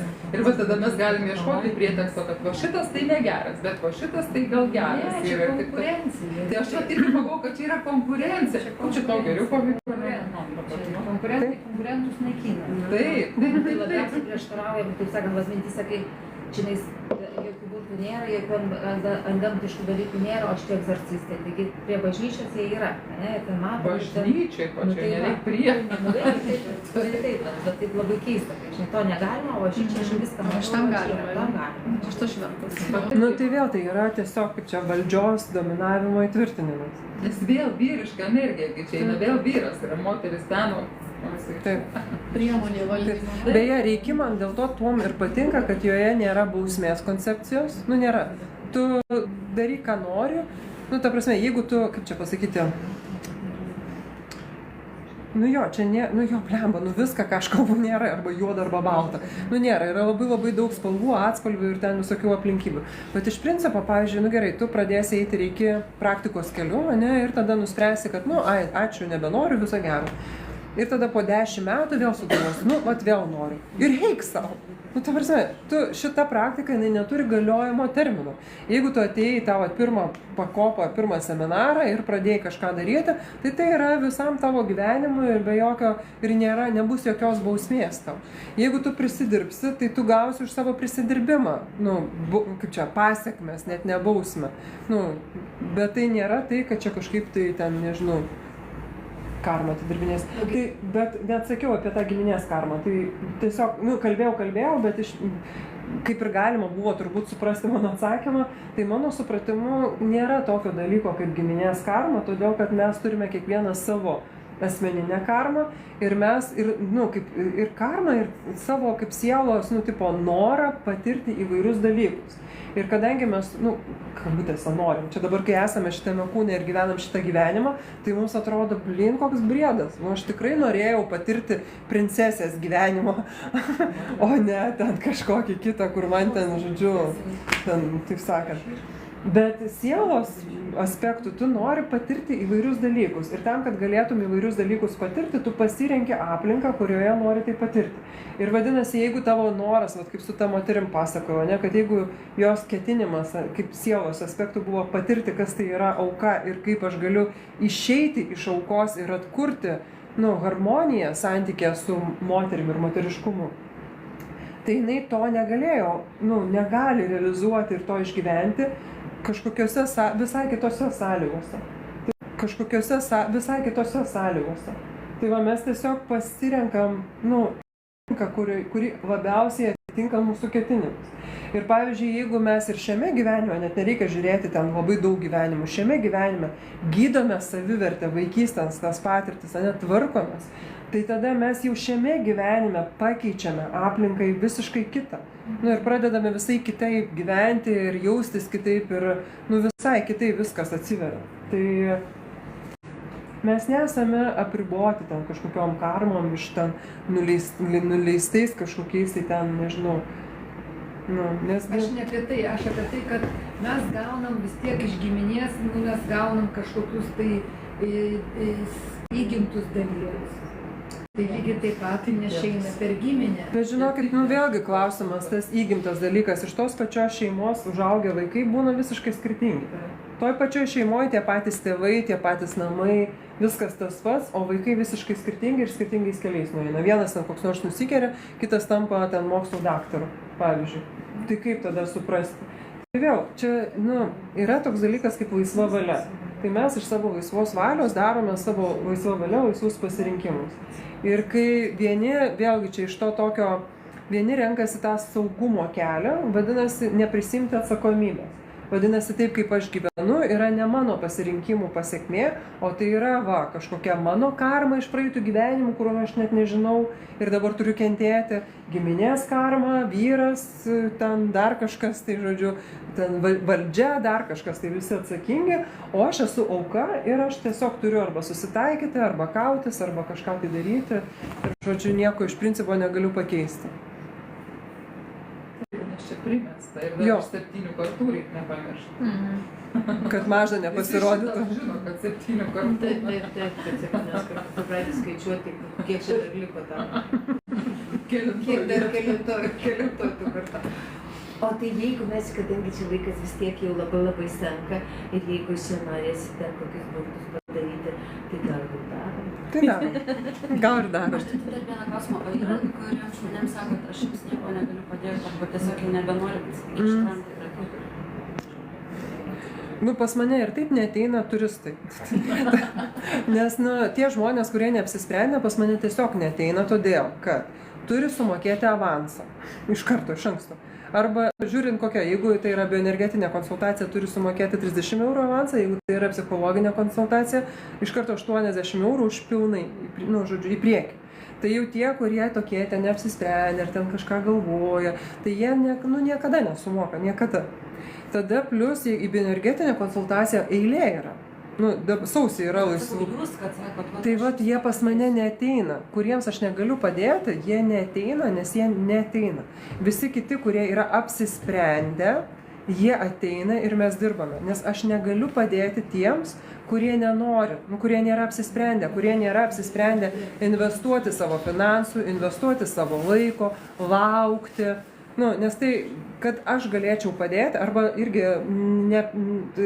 dar ko irgi nepriemu, tai yra, kai ten mamos ten savo sūnus ten suaugusius nori užregistruoti, arba dukras suaugusias, arba savo suaugusį vyrą nori užregistruoti, kaip kitą žmogų. Aš sumokėsiu, o tu jam padaryk. Žodžiu, jisai pas tave, jis nenori, bet aš tave, sumokėsiu, nusiųsiu, arba nori, bet nepakankamai, kad pats susimokėtų, žodžiu, ir nusiųsiu, ir tu padaryk stebuklą. Tu įtikink, tu pakeisk jį, tu padaryk, žodžiu. Tai va aš tokių nepriimu. O tie, kurie ateina patys susimoka, patys užsiregistruoja, patys laukia, patys dalyvauja, jie jau padarė didelę dalį darbo. Nes jie jau yra apsisprendę. Nes kol pas žmogų nėra sprendimo, tol jisai neturi laiko ir neturi pinigų. Tada jam ir padėti negaliu. Bet yra, sakau, tokių žmonių, kurie tiesiog piktybiniai kenkėjai savo gyvenime, bet jie vaikšto per būrėjus arba ten per energetikus. Ir aš tai galvoju, ar yra, kad, žmogus pasako, aš tau nepadėsiu. Tai aš nežinau apie visus kitus, aš žinau tik apie save. Tai aš papasakau kaip apie mane, o kaip ten visi kiti kažką ką daro, tai jiegi visi kiti skirtingi. Ne, bet aš jūsų klausiu, kad jūsų klientus. Tai aš ir sakau, aš pasakiau, jo. Pas mane neateina tie... Tokių yra patirčių jo. Tai pas mane tokie neateina. Tai tegul jie eina. Jie negirdi, ką jiems sako, jie ne tai, kad nepasiekia, paprasčiausiai negirdi, išblokavę, jie ne tai, ko jie eina. Jie eina, jie tikisi, gal 15 kartą išgirs, jiems tiek reikėjo. Plus aš labai daug kalbu, labai daug video darau, aš nesu ta prasme, aš sakau, aš esu labai, kaip duodu daug informacijos ir apie tai, kas aš tokia, kuo aš užsiemu, kaip aš mąstau, ką aš darau, aš labai daug duodu informacijos. Tai tie žmonės, kurie netingi pasidaryti namų darbus, jie iš anksto viską sužino, kas aš tokia ir ar gali jie manim pasitikėti ar ne. Tai tie, sakau, pas mane tokių turistų atsitiktinių nebūna. Tai todėl, kad aš niekada neslepiu ir visada labai atvirai sakau, kad aš stebuklo nepadarysiu. Vienos konsultacijos yra per mažai, kad visas tavo gyvenimas pasikeistų.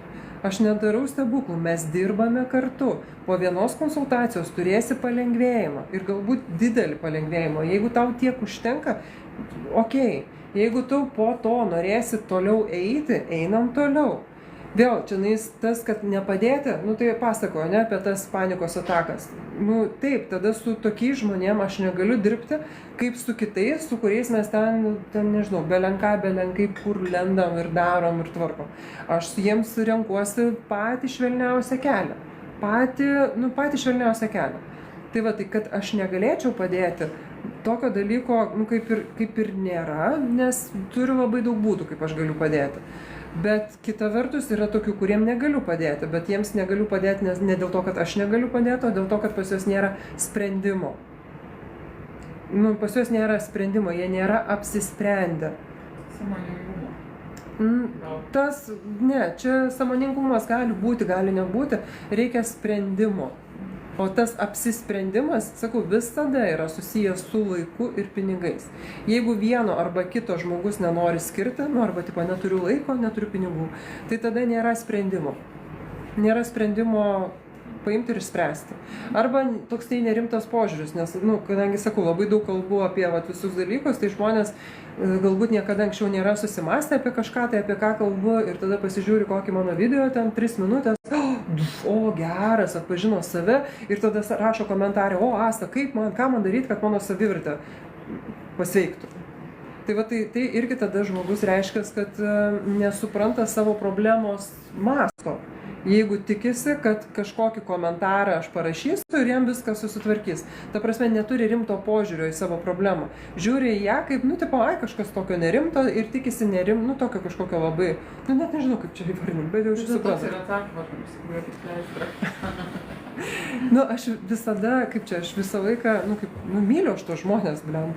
Ir aš visą laiką noriu kažkaip paaiškinti, taip įeiti į jų vietą, jų poziciją ir iš jų akimis pasižiūrėti, kaip jie mato ir rasti jiems atsakymą, kad jie suprastų tą. Bet vis tiek mano tas atsakymas dažniausiai būna labai paprastas, ateikite į konsultaciją.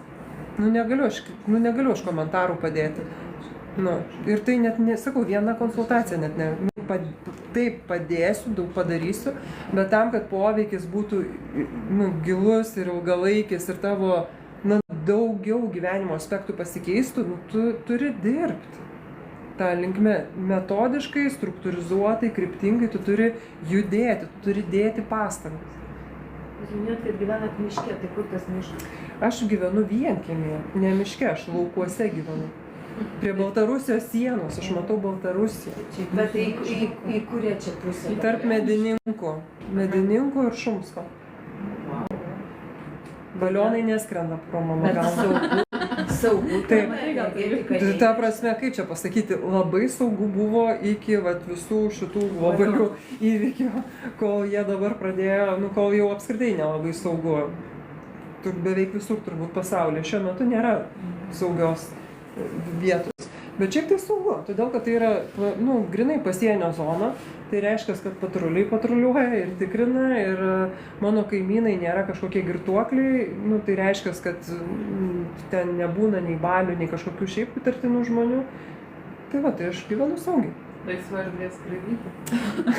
Ant šluotos, taip. Kaip patartumėt lavinti intuiciją? Lavinti intuiciją. Aš patarčiau pirmiausia pradėti nuo to, kad nustoti abejoti savo jausmais. Bet čia toks yra, aš žinau, kad lengva pasakyti, o sunku padaryti. Nes vėl, tai vienas iš požymių, kad vaikystėje galbūt nebuvo rožėm klota, tai yra polinkis abejoti tuo, ką aš jaučiu. Ir nežinau, ar aš teisingai jaučiu ar ne. Ar teisingai jaučiu ar ne? Ar čia teisingai galvoju ar ne? Ar aš čia klystu, kad man bloga, ar iš tikrųjų man bloga? Tai pradėti nuo to, kad tikėti savimi ir tikėti tuo, ką tu jauti. Tai pakartosiu. Pirmas žingsnis yra pradėti nebeabejoti savo jausmais. Jausmais, ne? Kad jeigu aš jaučiu kažką, tai yra tiesa. Tada antras žingsnis tai yra impulsas, ta intuicija tai yra iš tikrųjų kažkas tai tokio, kuris nelogiška ir net ne emocija. Anapus emocijų, anapus minčių. Tai yra toks kažkoks impulsas, kaip čia, nežinau, kaip žuvis, nežinau, ar iš tikrųjų jinai taip jaučiasi, aš tik tai įsivaizduoju, bet, pavyzdžiui, žuvis ten praryjas lieka su kabliuku ir ją žvejys timpteli. Tai kai tu jauti tą timptelėjimą iš vidaus, ir tu nežinai kodėl ir kaip, paimti ir daryti. Ir kuo tu labiau darysi, tai ką tu tą tokį, bet sakau, čia nėra nei mintis, nei emocija, nei logika, nei baimė, tikrai ne baimė. Bet tu jauti kažkokį impulsą. Ir kuo tu daugiau darai tą impulsą, tai tuo tu labiau girdi ir tuo labiau labiau supranti, apie ką čia kalba. Tai čia elementariai šis vakaras. Jeigu neturėtum to pojūčio, kad man tikrai reikia, aš, pavyzdžiui, niekada gyvenime negaliu ateiti čia tokiu laiku, bet aš sakau, viskas, šiandien ir tik šiandien, ir žinau, kad į ateitį taip nebus. Ir aš sakau, viskas, reikia. Jis sako, aš labai žinau, reikia. Jo, tai ta prasme, aš manau, kad čia visos dėl to paties yra, kad kažkas vilioja, kažkas traukia, kažkas buvo įdomu ir vėl ta pati intuicija, kas ten buvo tas toksai. Bet labai dažnai tas protas užgožia, pradedi analizuoti, o gal čia reikia neįleisti. Tai protas, kai tu esi proto auka, tai tada protas beda tave. Gerai, proto auka. Jo, nes kas ką galvoja, tavo mintis galvoja tave, ar tu galvoji savo mintis. Tu gali būti be minčių, tavo mintis be tavęs negali būti. Tai tu gali būti be jausmų, jausmai be tavęs negali būti. Tai kai atsistoji tą savo natūralią, tikrąją poziciją, tai tada supranti, kad tu visą laiką turi pasirinkimų.